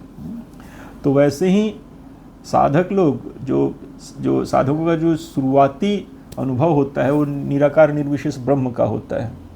थोड़ा और आगे बढ़ते हैं तो वो परमात्मा रूपी परमात्मा को देखते हैं, परमात्मा का रियलाइजेशन करते हैं। फिर और जब मैच्योर हो जाते हैं, मैच्योरिटी के बिल्कुल छोर पर पहुंच जाते हैं, पूर्ण रूप में मैच्योर हो जाते हैं, तब सारे डिटेल्स के साथ भगवान श्री कृष्ण का उनको अनुभव होता है, भगवान श्री कृष्ण, भगवान श्री विष्णु का उनको अनुभव होता है। तो इस तरह से, और जो आनंद का जो स्रोत है वो भगवत सेवा है। भगवान श्री कृष्ण को हमारा कोई सेवा चाहिए नहीं, उनमें कोई कमी नहीं है एक्चुअली, लेकिन जो सेवा जो है जुड़ने का माध्यम है। भगवान भी अपने भक्तों की सेवा करते हैं। अर्जुन का रथ हाँकते हैं, प्रेम के बस पारथ रथ हाँके, वो भूल गए ठकुराई सबसे ऊंची प्रेम सगाई। प्रेम के वश होकर, अर्जुन के प्रेम के वश होकर अर्जुन का रथ हाँका, ड्राइवरी का काम किया उन्होंने अर्जुन का, और ठकुराई भूल गए, अपना भगवत्ता भूल गए, और प्रेम के बस राजसूय यज्ञ युधिष्ठिर किनो तामे जूठ उठाई सबसे ऊंची प्रेम सगाई। युधिष्ठिर महाराज के राजसूय यज्ञ में उन्होंने जूठे पत्तल भी उठाए थे, भूल गए ठकुराई, सबसे ऊंची प्रेम सगाई। तो भगवान अपने भक्तों की सेवा करते हैं। हम जैसे नालायकों की दिन रात सेवा करते रहते हैं कि नहीं करते हैं? खाना दे रहे हैं, भोजन दे रहे हैं, पानी दे रहे हैं, सब उन्हीं का दिया हुआ, नाक में ऑक्सीजन लगा रहे हैं हमेशा, तो हमारा भी सेवा कर ही रहे हो। तो भगवान सेवा करते हैं और उनमें जो सेवा भाव है वही उनके भक्तों में आता है। तो भक्त उसी सेवा भाव से प्रेरित होकर भगवान श्री कृष्ण की सेवा करते हैं। तो इस रेसिप्रोकेशन में ही आनंद है एक्चुअली। तो बिना भगवान के व्यक्तित्व को समझे, बिना उनके व्यक्तित्व से जुड़े आनंद का अनुभव नहीं हो सकता है। आनंद का अनुभूति होता है संबंध से, प्रेम से, तो उसके लिए दो चाहिए ना। वैष्णवजन कभी भी जैसा कि जो लोग निराकार निर्विशेषवादी वाले सोचते हैं कि भगवान के में ब्रह्म में जाकर मिल जाएंगे हम, जैसे समुद्र में नदी मिल गई, हम भी जाकर ब्रह्म में मिल जाएंगे, भगवान हो जाएंगे। तो एक तरह से श्रील प्रभुपाद जी कहते हैं, गुरु महाराज जी कहते हैं कि वो तो सुसाइड हो गया, अपना अस्तित्व ही खो दिए। तो आप जब रहे ही नहीं तो आप क्या अनुभव कीजिएगा आनंद का? तो लेकिन भक्त लोग कभी ऐसा नहीं चाहते, वो हमेशा चाहते हैं कि मैं भगवान का सेवा करूं, और सेवा का आनंद लूटते हैं। और सेवा का आनंद, भगवान श्री कृष्ण के सेवा का आनंद ऐसा है कि भगवान श्री कृष्ण स्वयं ही अपने भक्त के रूप में चैतन्य महाप्रभु के रूप में प्रकट हुए थे, अपने सेवा का आनंद लूटने के लिए, कि मेरा भक्त लोग जो आनंद लूटते हैं, राधा रानी जो आनंद लूटती हैं मुझे देखकर, मेरी सेवा करके, वही आनंद मैं भी लूटना चाहता हूँ। तो वो श्री कृष्ण स्वयं राधा रानी का भाव लेकर, राधा रानी का अंग कांति लेकर चैतन्य महाप्रभु के रूप में प्रकट हुए, और खूब भजन भक्ति किया उन्होंने, अपना ही भक्ति हम सबको सिखाया, और खूब रोए श्री कृष्ण प्रेम में, खूब आनंद लुटाया उन्होंने। तो अभी कल राधाष्टमी भी है, तो राधा रानी, मतलब क्या कहें, राधा रानी के कृपा के बिना श्री कृष्ण को नहीं समझा जा सकता। श्री कृष्ण को समझने में दो व्यक्ति महत्वपूर्ण हैं, एक राधा रानी और दूसरे बलराम जी। तो जब तक बलराम जी और राधा रानी का कृपा नहीं होता है तब तक हम श्री कृष्ण को तत्वतः नहीं समझ पाते हैं। और बलराम जी ही गुरु के रूप में हमारे साथ रहते हैं। बलराम आदि गुरु हैं ना, कृष्ण सेवा में लास्ट वर्ड है, इसलिए उनको शेष कहा जाता है। तो कृष्ण सेवा सिखाने वाले हैं और वही गुरु के रूप में हमारे साथ रहते हैं। जो हमारे गुरु महाराज जी वगैरह हैं वो सभी बलराम जी के ही मतलब अंश हैं एक तरह से समझिए तो बलराम जी के कृपा के बिना और श्री राधा रानी की कृपा के बिना कृष्ण तत्व को समझना असंभव है, नहीं हो सकता है। तो राधा रानी कौन है, ये प्रश्न उठता है ना, कि देखिए अब इस भौतिक जगत में क्या है। अब भगवान जैसे देखिए, भगवान श्री कृष्ण तो कहे कि अथवा बहुने तेन किम ज्ञातेन तव अर्जुन विष्टभ्यामिदम कृष्ण में कामशिने स्थितो जगत, कि हे अर्जुन तुम्हें मेरी इन अनंत विभूतियों को जानने से क्या लाभ। अपने बहुत सारी विभूतियों को भगवान श्री कृष्ण बताया है 10वें अध्याय में, फिर उसके बाद लास्ट मंथ में कहते हैं कि मेरी अनंत विभूतियों को जानने से क्या लाभ। तुम अर्जुन सिर्फ इतना समझो कि मैं पूरी सृष्टि विष्टभ्यामिदम कृष्ण में कामशिने स्थितो जगत की पूरा का पूरा सृष्टि जो है मेरे एक अंश में सिमटा हुआ है, और मैं अपने एक अंश से ये पूरा सृष्टि सृजन पालन नियंत्रण नियमन सब करता हूँ। तो भगवान के लिए सृष्टि, हमारे लिए अपना घर चलाना भले मुश्किल होता है, टेंशन हो जाता है, तनाव हो जाता है, क्योंकि हमारे में सामर्थ्य नहीं, हम स्वामी नहीं हैं। लेकिन भगवान श्री कृष्ण तो अनंत ब्रह्मांड के, अनंत सृष्टि के, भौतिक जगत, आध्यात्मिक जगत, सबके स्वामी हैं भगवान श्री कृष्ण। उनके लिए ये सृजन करना, विसृजामि पुनः पुनः, बार बार सृजन पालन नियंत्रण नियमन करना भगवान श्री कृष्ण के लिए खेल है। उनके लिए कोई ये टेंशन का कोई बड़ा बात नहीं। एकांश है ना, भगवान कह रहे हैं ना, अपने एक अंश से करता हूँ मैं सब कुछ। तो ऐसा नहीं कि भगवान सिर्फ हम नालायकों के लिए सृष्टि पालन संहार नियंत्रण नियमन बार बार इसी करने में बिजी रहते हैं, उनका और कोई काम है ही नहीं। इसीलिए भगवान है क्या कि हम लोगों के लिए सृष्टि करेंगे, पालन करेंगे, नियंत्रण नियमन करेंगे, बस यही करेंगे, और हम लोग उनको पूछते तक नहीं है कभी। भगवान इसीलिए इस भौतिक जगत में उतने लीलायमान नहीं है। वो सिर्फ कारणोदक कसाई कारण समुद्र में लेटे हुए हैं, गर्भोदक कसाई गर्भोदक समुद्र में लेटे हुए हैं, क्षीरोदक कसाई क्षीर समुद्र में लेटे हुए हैं। तो 3 पुरुषावतार से वो भगवान श्री कृष्ण इस भौतिक जगत में हैं, और गुणावतार ब्रह्मा जी स्वयं विष्णु और शिव जी के रूप में गुणावतार रूप से सृष्टि पालन संहार इत्यादि करते रहते हैं। तो वो तो अपना विस्तार कर दिए गुणावतार के रूप में, पुरुषावतार के रूप में, और उससे सब चल रहा है, एक अंश से सब कुछ कर रहे हैं भगवान। तो भगवान का स्वयं का व्यक्तिगत जीवन कुछ नहीं है, वो सिर्फ हम लोगों को पालना पोसना जन्म देना, यही उनका एक सिर्फ काम है। इसके अलावा उनका कुछ और कोई व्यक्तिगत जीवन नहीं है। हम लोगों का पर्सनल लाइफ होता है, ऑफिस में जाते हैं, काम करते हैं, पैसा कमाते हैं, उसके अलावा हमारा पर्सनल, हम लोग का ही पर्सनल लाइफ होता है। तो क्या भगवान का कोई व्यक्तिगत पर्सनल लाइफ नहीं उनका भी पर्सनल लाइफ, व्यक्तिगत जीवन है भगवान श्री कृष्ण का। तो ये जो पूरा सृष्टि है, जैसा कि श्रीमद् भागवत में कहा गया है कि जो भौतिक जगत है वो 1/4 है, और जो आध्यात्मिक जगत है वो 3/4 है। ये भौतिक जगत ही सारा सृष्टि नहीं है। भगवान श्री कृष्ण कहते हैं आप ब्रह्म भुवनालोका पुनरावृत्ति नो अर्जुना माम उपेत्य तु कौन्ते पुनर्जन्म न विद्यते। कि इस भौतिक जगत में ब्रह्मलोक तक, 8वें अध्याय में भगवान श्री कृष्ण ने कहा है कि इस भौतिक जगत में ब्रह्मलोक तक ये पुनरावृत्ति होता है, जन्म मृत्यु जरा व्याधि, जन्म मृत्यु जरा व्याधि लगा रहता है यहाँ पर। इसमें मुक्ति नहीं है। एक जन्म से दूसरा जन्म, दूसरा जन्म से तीसरा जन्म, एक लोक से दूसरा लोक, दूसरा लोक से तीसरा लोक, ये ब्रह्मलोक से लेकर पाताल लोक तक इस भौतिक जगत का जो सर्वोच्च लोक है ब्रह्मलोक, ब्रह्मा जी का सत्य लोक जो है वो, और सबसे नीचे जो पाताल लोक है, पूरा ये पुनरावृत्ति का ही जगह है। बार बार जन्म मृत्यु जरा व्याधि, जन्म मृत्यु जरा व्याधि लगा रहता है यहाँ। लेकिन भगवान श्री कृष्ण कहते हैं उसके बाद भी परस्तस्मात् तु भावन्यो अव्यक्तो व्यक्तात् सनातनः यह स सर्वेषु भूतेषु नश्यत्सु न विनश्यति यम प्राप्य न निवर्तन्ते तद्धाम परमं मम। कि इस भौतिक जगत से परे परस्तस्मात् तु भाव, एक अन्य जगत, एक अन्य धाम है, एक अन्य भाव है। परस्तस्मात् भाव अव्यक्त, जो अव्यक्त है यहाँ के लोगों के लिए, अव्यक्त अव्यक्ता सनातन, और जो सनातन है यहाँ पे भौतिक जगत का सृजन पालन संहार होता रहता है ब्रह्मलोक तक, पाताल लोक से ब्रह्मलोक तक। लेकिन वो जो मेरा परम धाम है उसका कभी विनाश नहीं होता, और ये भौतिक जगत से परे है।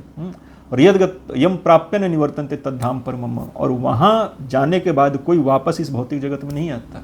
वो मेरा परम धाम है। भगवान श्री कृष्ण उसको अपना परम धाम कह रहे हैं, जिसमें वैकुंठ लोक आदि, गोलोक आदि सब लोक आते हैं। वो स्पिरिचुअल प्लैनेट्स हैं, वो भौतिक जगत का प्लैनेट्स नहीं है, वो स्पिरिचुअल। तो ये 1/4 में ये अनंत कोटि ब्रह्मांड है इस भौतिक जगत के, और फिर 3/4 में जो है वो अनंत विष्णु लोक, कृष्ण लोक है। वहाँ पर भगवान श्री कृष्ण अपने अनंत विष्णु रूपों से, अपने अनंत भगवत स्वरूपों से भक्तों के रस के अनुसार रहते हैं, और उनको विभिन्न रसों का रसास्वादन करवाते रहते हैं भगवान। तो भगवान श्री कृष्ण के लिए तो इस भौतिक जगत का सृजन पालन संहार नियंत्रण नियमन करना, बार बार करना, वो खेल मात्र एक अंश से करते हैं। तो बाकी क्या करते हैं? बाकी बस निराकार बन के चुपचाप बैठे हुए हैं, ना कुछ करना ना कुछ। जब इस भौतिक जगत में हम जीव हैं तो इतने एक्टिव रहते हैं, हंसना बोलना खेलना कूदना सब करते रहते हैं हम लोग, बहुत सक्रिय हैं, बहुत सारी एक्टिविटी करते हैं। तो जब मुक्त हो जाएंगे तो क्या हम निष्क्रिय, एकदम फ्लोटिंग, जैसे हवा में धूप के रोशनी में कीटाणु फ्लोट करते रहते हैं, क्या हम भी वैसे ही जाके ब्रह्म ज्योति में लीन होकर फ्लोट करते रहेंगे? कुछ कोई एक्शन, कोई मतलब इस भौतिक देह के बंधन में हम सक्रिय हैं। तो जब इससे मुक्त हो जाएंगे तो क्या निष्क्रिय हो जाएंगे उसके बाद? सोचिए। तो वास्तव में भौतिक जगत में जागने के बाद ही वास्तव में हमारा रियल जीवन शुरू होता है। तो भगवान का जो मेन जो काम है ना, रसास्वादन काम है एक्चुअली भगवान का। रसो वैसह रसम ही एवयम लब्ध्वा आनंदी भवति। तो भगवान वही करते हैं, रसास्वादन करते रहते हैं और रसास्वादन करवाते रहते हैं। भगवान श्री कृष्ण के मुख्यतः 5 रस के भक्त होते हैं। शांत रस, दास्य रस, साख्य रस, वात्सल्य रस और माधुर्य रस। और इसमें जैसा भक्त का जो भाव रहता है भगवान उसी के हिसाब से रेसिप्रोकेट करते हैं। और राधा रानी जो है, जैसे भगवान है ना सच्चिद आनंद विग्रह, भगवान क्या है? सच्चित आनंद विग्रह। सत मतलब इटर्निटी, शाश्वत, नित्यता। चित मतलब सर्वज्ञता, और आनंद मतलब भगवान आनंद कन, आनंद घन है, कॉन्डेंस्ड आनंद, ब्लिस है भगवान श्री कृष्ण। तो भगवान की शाश्वत नित्यता से संबंधित जो शक्ति है वो संधिनी शक्ति है, और भगवान के सर्वज्ञता से संबंधित जो शक्ति है वो समवित शक्ति है, और भगवान के मतलब सत्य से संबंधित जो शक्ति है वो संधिनी है, चित्त से संबंधित यानी सर्वज्ञता से संबंधित जो शक्ति है वो समवित है, और सत्य चित्त आनंद, आनंद से संबंधित जो शक्ति है वो आह्लादनी शक्ति है, और वही सर्वश्रेष्ठ शक्ति भगवान की, और वही श्री राधा रानी है, अंतरंगा शक्ति। भगवान का जो निज आनंद है वही श्री राधा रानी के रूप में प्रकट है। भगवान अपने आनंद को ही श्री राधा रानी के रूप में प्रकट कर दिए हैं। एक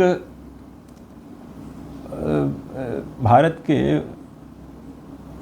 जैसे श्रील प्रभुपाद जी हुए हैं, उन्हीं के समकालीन, चाहे उनसे थोड़ा उम्र में वरिष्ठ थे, वो हनुमान प्रसाद पोद्दार जी हुए हैं, जो हमारे गुरु महाराज जी के प्रथम शिक्षा गुरु थे, और उन्होंने ही गुरु महाराज जी को श्रील प्रभुपाद जी से दीक्षा लेने के लिए प्रेरित किया था, और उन्हीं के रिकमेंडेशन से श्रील प्रभुपाद जी ने गुरु महाराज जी को दीक्षा दिया था एक्चुअली। तो हनुमान प्रसाद पोद्दार जी कहते हैं कि राधा रानी के बारे में बहुत सारे प्रश्न पूछे जाते हैं, कौन थी, क्या थी, कृष्ण से क्या संबंध, ब्ला ब्ला, बहुत सारा प्रश्न पूछा जाता है राधा रानी के बारे में। लेकिन साधकों के लिए सिर्फ एक लाइन में, एक शब्द में इसका उत्तर है। वो कहते हैं कि श्री राधा रानी क्या है? श्री राधा रानी जो है वो मूर्तिमान कृष्ण प्रेम है। कृष्ण के प्रति जो प्रेम का भाव है वो मूर्तिमान हो जाए तो वही राधा रानी है। कृष्ण के प्रति समस्त प्रेम, और प्रेम का जो हाईएस्ट स्थिति है, सर्वोच्च स्थिति है, वो मूर्तिमान राधा रानी है। और श्री राधा रानी का जीवन क्या है? वो है सिर्फ और सिर्फ श्री कृष्ण का सुख। वो हर तरह से मान करें, चाहे श्रृंगार करें, कुछ भी करें, उनका उद्देश्य सिर्फ एक ही रहता है, श्री कृष्ण को सुख देना, श्री कृष्ण को आनंद प्रदान करना। इसलिए स्कंद पुराण में कहा गया है कि राधिका तु आत्मा तस्य तैव रमणादस आत्मा राम इति प्रोक्तो मुनिभिर्गुण वेदिभिः। और भगवान श्री कृष्ण की महिषी जो है कालिंदी जी, वो कहती हैं कि आत्मा रामस्य कृष्णस्य ध्रुवम आत्मा अस्ति राधिका, कि जो रहस्य तत्व के मर्मज्ञ हैं वो लोग कहते हैं राधिका तु आत्मा तस्य तैव रमणादस, कि भगवान श्री कृष्ण की जो आत्मा है वो श्रीमती राधा रानी है। और चूंकि भगवान श्री कृष्ण अपनी आत्मा यानी श्री राधा रानी में ही रमण करते हैं, इसलिए वो आत्माराम कहलाते हैं। यही बात जो तत्वदर्शी, रहस्यदर्शी, मर्मज्ञ, परमहंस ऋषि मुनि लोग हैं वो ऐसा बात कहते हैं। और जैसा कि कालिंदी जी कहती हैं कि निश्चित रूप से आत्माराम श्री कृष्ण की जो आत्मा है वो राधा रानी है, राधिका है। आत्मारामस्य कृष्णस्य ध्रुवम आत्मा अस्ति राधिका। तो भगवान श्री कृष्ण जिनमें रमते हैं, जिनसे आह्लाद पाते हैं, जो भगवान श्री कृष्ण की आह्लादनी शक्ति हैं भगवान श्री कृष्ण की, वही श्रीमती राधा रानी है। और राधा रानी से मिलकर भगवान श्री कृष्ण बहुत सारी लीलाएं करते हैं, करते रहते हैं। और जिस किसी के हृदय में चाहे वो वात्सल्य भाव का प्रेमी भक्त हो, चाहे दास्य भाव का प्रेमी भक्त हो, चाहे वो शखा भाव का प्रेमी भक्त हो, चाहे किसी भाव का प्रेमी भक्त हो भगवान श्री कृष्ण का, जिस किसी के हृदय में भगवान श्री कृष्ण के प्रति जो प्रेम है, वो भगवान श्री कृष्ण के प्रति राधा रानी का जो अनंत प्रेम है, उसी अनंत प्रेम का एक अंश मात्र सभी भक्तों के हृदय में है।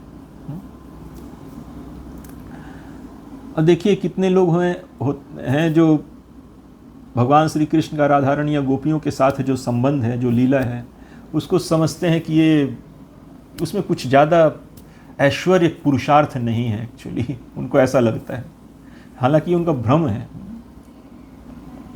भगवान अपने भक्तों के साथ लीला करके आनंद बिखेरते रहते हैं। अल्टीमेटली हर जीव का जो अल्टीमेट उद्देश्य है सारे प्रयास का, वो आनंदित होना है, अपने जीवन में सुख आनंद महसूस करना चाहता है सारा प्रयास करके।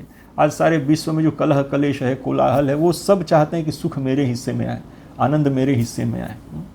इसीलिए सारा जगत प्रयासरत है किसी न किसी रूप में, युद्ध हो, चाहे प्रोजेक्ट हो, चाहे कुछ भी हो।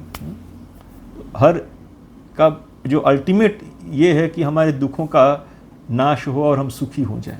सब सुखी होना चाहते हैं। तो सुखी होना, आनंदित होना ही वास्तव में पुरुषार्थ है। इसलिए भगवान श्री कृष्ण को पुरुषार्थ मूर्ति कहा जाता है। जो रियल पुरुषार्थ है वो सुख है, आनंद है। इसलिए भगवान श्री कृष्ण को पुरुषार्थ मूर्ति कहा जाता है। तो जो ऐसा समझते हैं कि ये गोपियों के साथ जो लीला है, राधा रानी के साथ जो लीला है, ये सब बस ऐसा ही है, लेकिन उसको हमको अपने काम दृष्टि से नहीं देखना चाहिए। हम अपूर्ण हैं, इसलिए हमको क्या है कि कहीं न कहीं से सुख चाहिए। हमारा जो भौतिक चेतना है वो हमेशा अभावग्रस्त है। ये जो देह जो है, हम देहात्म बुद्धि यानी देह को मैं मानकर जो हम जीते हैं, तो जो हमारा दैहिक अस्तित्व ये हमेशा क्या कहते हैं, ये अभावग्रस्त रहता है। इसको भोजन चाहिए, भोजन दीजिए, फिर कुछ देर फिर भूख लग जाता है, फिर भोजन चाहिए। पानी पीजिए, फिर थोड़ी देर प्यास लग जाता है, फिर पानी पीजिए। इसको कुछ सुख दीजिए, थोड़ी देर बाद थोड़ी देर तक तृप्त रहेगा, फिर सुख का चाह उठने लगता है इसको। तो हम तो निरंतर सभी लोग इस देह के ज़रूरतों को, देह के अभाव को पूरा करने में ही लगे रहते हैं। हमारा सारा प्रयास, नींद लग गया, देह थक गया, एनर्जी कम हो गया, सो जाओ, फिर एनर्जी से चार्ज हो जाएगा सुबह उठकर। भोजन खा लो, पानी पी लो, शरीर में एनर्जी आ जाए। तो हम तो इस शरीर के अभावों से ही हमेशा मतलब संघर्ष रहते हैं, और हमको वही अपना पुरुषार्थ लगता है, जो कि शरीर का अभाव कभी भी पूर्ण होने वाला नहीं है। अंत में शरीर का मृत्यु होना ही होना है। लेकिन आध्यात्मिक जगत में जो हमारा शरीर है वो भगवान सच्चिदानंद है, उन्हीं की तरह हमारा भी सच्चिदानंद शरीर है। उसमें न कोई भूख प्यास का अभाव है, न कोई इंद्रिय अहंकार भोग की तुष्टि का अभाव है। वो परिपूर्ण भगवान श्री कृष्ण के सानिध्य में रहने कारण वो हमेशा भावग्रस्त के भावना से मुक्त रहता है। परिपूर्णता का बोध, संतुष्टि का बोध उसमें हमेशा बना रहता है। कभी भी आध्यात्मिक जगत में किसी भी जीव को ऐसा नहीं कभी महसूस होता कि अरे मेरे पास इस चीज़ की कमी है, या ये दुख है, या ये मेरे पास नहीं है। वो हमेशा संतुष्ट और परिपूर्णता का भाव करता है वहाँ पे जीव जो है आध्यात्मिक जगत में भगवान श्री कृष्ण के सानिध्य में रहने के कारण। तो वहाँ फिर करना क्या रहता है, बस वही मौज मस्ती, खेलना कूदना। न वहाँ खाने पीने का न कोई कमी है, न कोई काम है। वहाँ पे हम काम करते हैं इस भौतिक जगत में अपने कमियों को पूरा करने के लिए। तो वहाँ तो कोई कमी है ही नहीं, वहाँ कोई कमी नहीं है। तो कोई कमी नहीं है तो कोई काम भी नहीं है। फिर तो क्या लोग ऐसे ही अलसाए हुए बैठा रहता है क्या? नहीं, वो आनंद, श्री कृष्ण सेवा का आनंद लूटने में लगे रहते हैं। भगवान श्री कृष्ण को अपने आनंद लुटाते हैं और वो आनंद लूटते हैं। तो ये भौतिक जगत के विपरीत वो आध्यात्मिक जगत है। यहाँ कमी की वजह से हम काम करते रहते हैं, और वहाँ क्या है, कमी तो कुछ है ही नहीं, काम भी कुछ नहीं है, कोई संघर्ष नहीं है। यहाँ मृत्यु से बचने के लिए हम हर क्षण प्रयास करते रहते हैं, मृत्यु से, शरीर का मृत्यु न हो जाए इसलिए हमेशा इसको भोजन पानी दवा दारू इत्यादि देते रहते हैं हम लोग इसको। लेकिन वहाँ पर तो ऐसा कुछ है ही नहीं। वहाँ पर हमारा आध्यात्मिक देह, भौतिक देह है ही नहीं, इसमें भूख प्यास आदि का कोई वेग ही नहीं। वहाँ पर कोई कमी नहीं, कोई काम नहीं है। वहाँ पर बस एक ही काम है, भगवान श्री कृष्ण के पीछे लट्टू रहना। भगवान श्री कृष्ण अपने भक्तों के पीछे लट्टू रहते हैं, और भक्त जन में भगवान श्री कृष्ण के पीछे लट्टू रहते हैं। सब आनंद का, आनंदमय सृष्टि है, मतलब वहाँ स्थिति है वहाँ पर।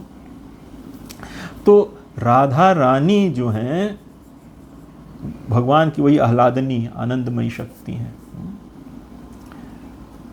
भगवान श्री कृष्ण के लिए मान करना, भगवान श्री कृष्ण से रूठना, भगवान श्री कृष्ण के लिए श्रृंगार करना, यही काम है राधा रानी और गोपियों का। फिर वात्सल्य भाव की भक्त हैं वहाँ पर हमारी, जैसे नंद यशोदा, वो भगवान को अपना पुत्र मानकर, भगवान हालांकि कि सबके पिता हैं, भगवान का कोई पिता भगवान से बड़ा कोई नहीं, लेकिन भगवान को पुत्र मानकर वो वात्सल्य स्नेह में उनसे प्रेम करते हैं।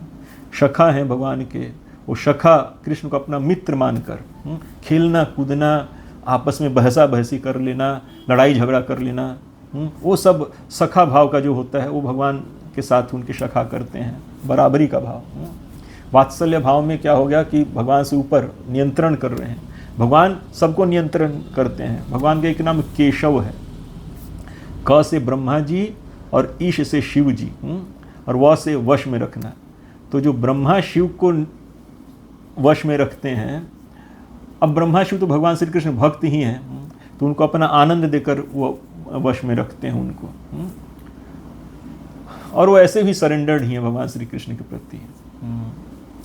तो जो ब्रह्मा शिव को वश में रखता है उसका नाम केशव है, और भगवान सबको नियंत्रित करते करते वो अब एक ही रस हो जाता है ना, तो भगवान नियंत्रित होना भी चाहते हैं, इसलिए वो वात्सल्य भाव के भक्तों के द्वारा नियंत्रित होते हैं, नंद यशोदा के द्वारा।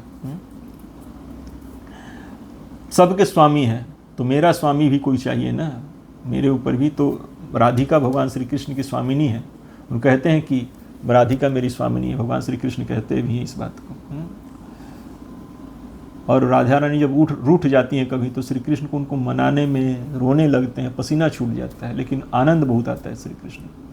और वहीं गोपियां हैं, जैसे भगवान श्री कृष्ण यहाँ वृंदावन से मथुरा चले गए थे, फिर द्वारका चले गए, तो जो गोपियां थी राधा रानी, वो विरह अग्नि में जलती रहीं, लेकिन कृष्ण विरह के अग्नि में जलने का जो सुख है, उसके सामने भौतिक जगत का या कोई और भी सुख सब न्यौछावर है, उसके सामने कुछ नहीं आ सकता है। जो ब्रज में एक भजन गाते हैं लोग ना, कि जो मैं ऐसा जानती प्रीत करे दुख होए, नगर ढिंढोरा पीटती प्रीत न करियो कोई। लेकिन क्या वो प्रीत राधा रानी छोड़ देती हैं, छोड़ पाती हैं उस चीज़ को? प्रीत करने में इतना दुख है, मैं अगर मैं ये जानती तो मैं कभी नहीं प्रीत करती, और ढिंढोरा पीटती पूरे नगर में कि प्रीत कोई मत करना। लेकिन भगवान के प्रति जो प्रीति है वो राधा रानी कभी छोड़ नहीं सकती है, भले जितना दुख हो, जितना जलन हो, लेकिन वो सुख है, ऐसा है कि उस दुख के सुख के समक्ष कोई सुख टिक ही नहीं सकता है। तो ऐसा राधा रानी का प्रेम है भगवान श्री कृष्ण के प्रति। और वो भगवान श्री कृष्ण के जैसा उनका भाव है ना, कि आश्लिष्य बापादरतम पिनष्टु माम दर्शनन मर्माहतम करोतु वा यथा तथा बाबु धातु लंपटु मत प्राणनाथ सैव नापरः। जैसे इस बात को चैतन्य महाप्रभु ने राधा भाव में इस श्लोक को कहा है कि भले मैं आपका आलिंगन चाहूँ, आपके चरणों से लिपटना चाहूँ, आप मुझे आलिंगन मत देना, चरणों से लिपटने के बजाय आप मुझे ठोकर मार देना, और मेरे समक्ष अन्य गोपियों के साथ आप जो भी करना हो करते रहना, उनके साथ प्रीति करना, जो भी करना, लेकिन हर स्थिति में आप श्री कृष्ण ही मेरे नाथ हैं, दूसरा कोई मेरा नाथ नहीं। आप मेरा दिल तोड़ो या दिल जोड़ो, हर स्थिति में एकमात्र मेरे नाथ आप श्री कृष्ण ही हैं, दूसरा कोई नहीं है। गुरु महाराज जी कहते हैं कि वास्तव में प्रेम वो चीज़ है कि प्रेम को ध्वस्त करने के सारे कारण मौजूद होते हुए भी प्रेम ध्वस्त होने के बजाय प्रेम और बढ़ता जाए, वो राधा रानी का प्रेम है। भले कृष्ण मान सम्मान दें या अवहेलना करें, जो भी करें, लेकिन आप श्री कृष्ण ही मेरे एकमात्र नाथ हैं हर स्थिति में। तो ये ऐसा प्रेम है श्रीमती राधा रानी का भगवान श्री कृष्ण के प्रति, और उन्हीं की कृपा से हमारे अपने हृदय में भी थोड़ा बहुत प्रेम महसूस होता है। तो ये समझना कि राधा रानी के साथ जो भगवान रास रचाते हैं वो कोई काम प्रेरित क्रिया है, हमारी क्रिया है, हमारी तरह नहीं। हमारे भौतिक जगत में जो भी देखा जाता है वो सब हार्मोन्स के वेग से, माया के वेग से है वो, लेकिन भगवान का शरीर तो सच्चिदानंद विग्रह है, भगवान में न कोई हार्मोन है न कोई माया है। माया तो भौतिक आध्यात्मिक जगत में जा ही नहीं सकती भगवान की माया, एंट्री ही नहीं वहाँ पे उसका। तो भगवान का ये जो परकीय भाव का जो सब लीला है गोपियों के साथ, वो सब उज्ज्वल मणि विशुद्धतम भाव है, हाईएस्ट भाव है वाला। उसमें ये भौतिक जगत का काम नहीं है, उसमें वो विशुद्धतम प्रेम है। जैसे मैंने कहा ना कि न मैं कर्म फले स्प्रिया, भगवान को ऐसा नहीं है कि उनको कुछ कर्म करके कुछ फल प्राप्ति का उनको इच्छा है इसलिए वो कुछ काम करना चाहते हैं, नहीं। भगवान स्वयं मूर्तिमान रस हैं, स्वयं मूर्तिमान आनंद हैं, आनंद घन आनंद कंद हैं।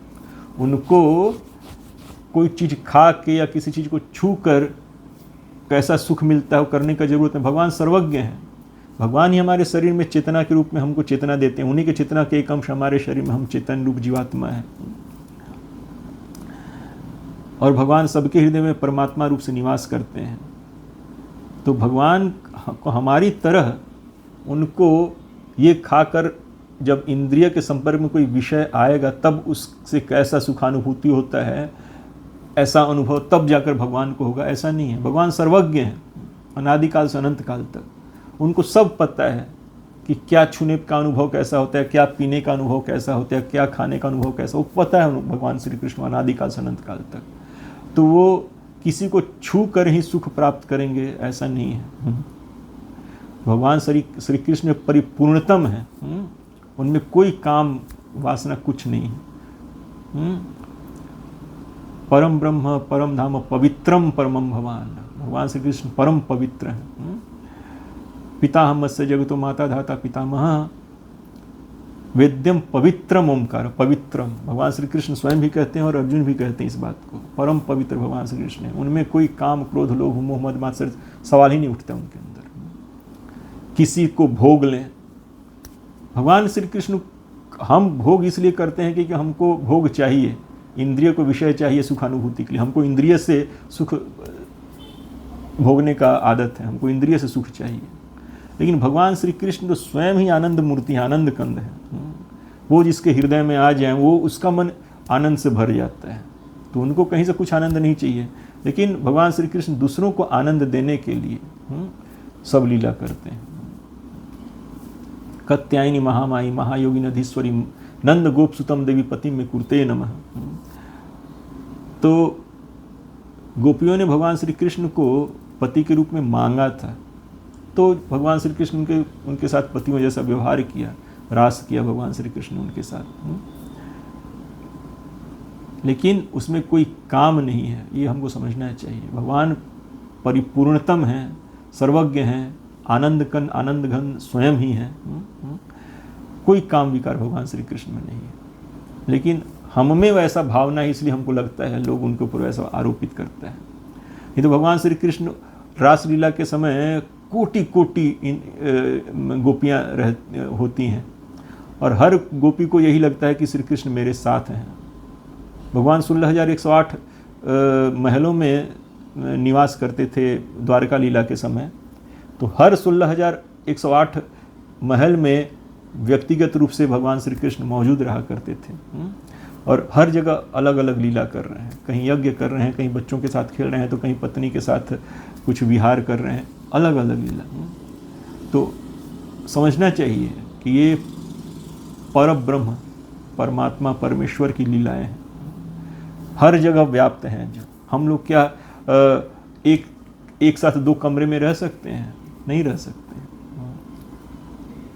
लेकिन भगवान 16,108 रानियों के साथ 16,108 महलों में अलग अलग रहते थे भगवान श्री कृष्ण, और हर जगह अलग अलग लीला। और गोपियों के साथ भगवान श्री कृष्ण सबके साथ, जितनी गोपियां हों सबके साथ भगवान श्री कृष्ण इंडिविजुअली प्रेजेंट होकर उनके साथ नृत्यादि लीलाएं करते थे, करते हैं अभी भी। ये नित्य लीला है ये सब। तो ये भी सोचना चाहिए कि जो सर्वव्यापी है, जो हर जगह है, उसमें और हम में फ़र्क है ना, वो परिपूर्णतम है। और हम में हमेशा अभाव रहता है किसी न किसी बात का, हमेशा। तो जो परिपूर्णतम है और जो सर्वव्यापी है, सर्वेश्वरेश्वर है, उसके क्रियाकलाप में और हमारे क्रियाकलाप में अंतर होगा ना, तो हम अपने चश्मा से उसको नहीं देख सकते हैं। तो पहले भगवान की भगवत्ता को समझना चाहिए, उसके बाद भगवान के माधुर्य लीलाओं में जाना चाहिए, तब राधा रानी, श्री कृष्ण, ये सब हमको समझ में आएंगे। और फिलहाल तो हमको सिर्फ और सिर्फ राधा रानी से उनकी कृपा मांगनी चाहिए। भगवान शिव भी राधा रानी से कृपा कटाक्ष में कहते हैं ना, वो जो मुनिंद्र जो, सॉरी मेरे को श्लोक याद नहीं आ रहा है, वंदिते,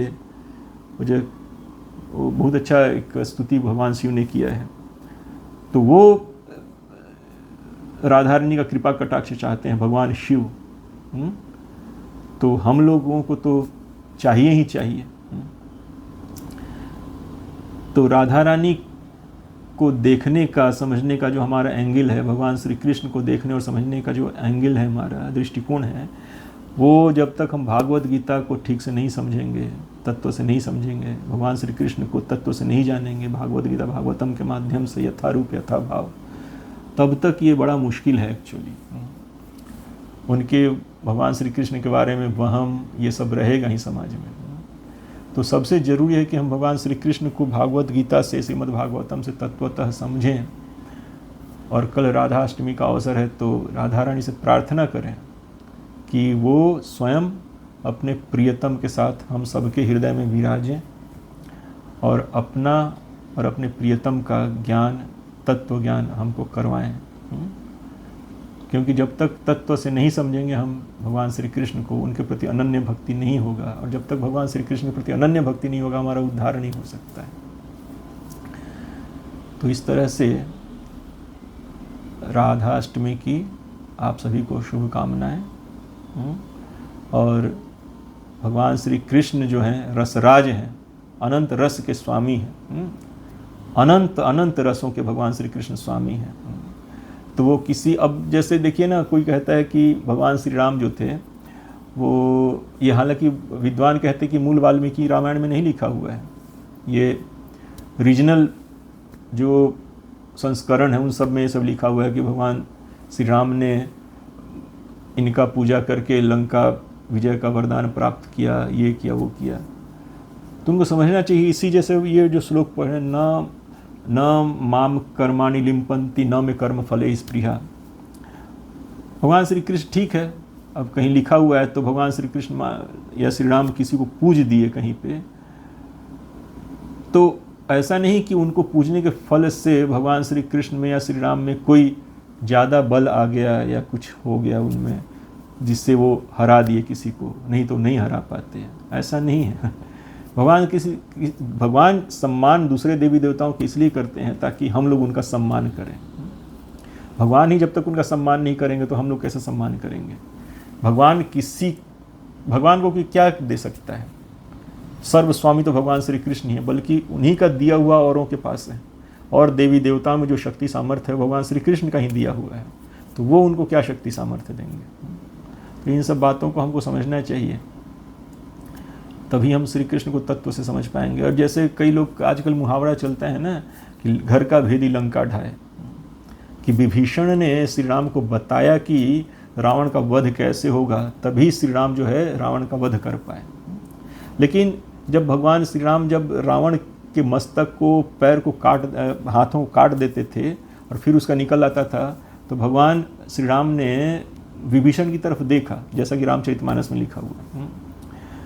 तो विभीषण ने वहाँ कहा है कि आप सर्वज्ञ हैं, आप सिर्फ मेरी परीक्षा के लिए मेरी तरफ देख रहे हैं कि मैं अपने भाई के वध का राज आपको बता सकता हूँ कि नहीं, लेकिन आप हैं सर्वज्ञ, आपको पता है। फिर विभीषण ने बताया हूँ श्री राम को कि ऐसे कीजिए आप। तो विभीषण जानते हैं श्री राम के रहस्य को, लेकिन जो लोग तत्व से नहीं जानते श्री राम को, श्री कृष्ण को, वो उनके बारे में शंका रखते हैं विभिन्न तरह का। तो भगवान श्री कृष्ण जो हैं अनादि काल से अनंत काल तक परिपूर्णतम हैं, सर्वशक्तिमान हैं, सर्वेश्वर ईश्वर हैं, लेकिन वो नाना रसों की अनुभूति के लिए विभिन्न लीलाएं करते रहते हैं, अनुभूति रसास्वादन के लिए करते हैं और खुद भी रसास्वादन करते हैं, दूसरों को वो भी रसास्वादन करवाते हैं। तो इसलिए हमको समझना चाहिए कि भगवान के लीला रहस्य में हम प्रवेश तभी पा सकते हैं जब हम भगवान श्री कृष्ण को तत्वतः जानेंगे अनन्य भक्ति से, अन्यथा असंभव। ठीक है। हरे कृष्णा। जय श्रील प्रभुपाद, जय गुरु महाराज जी।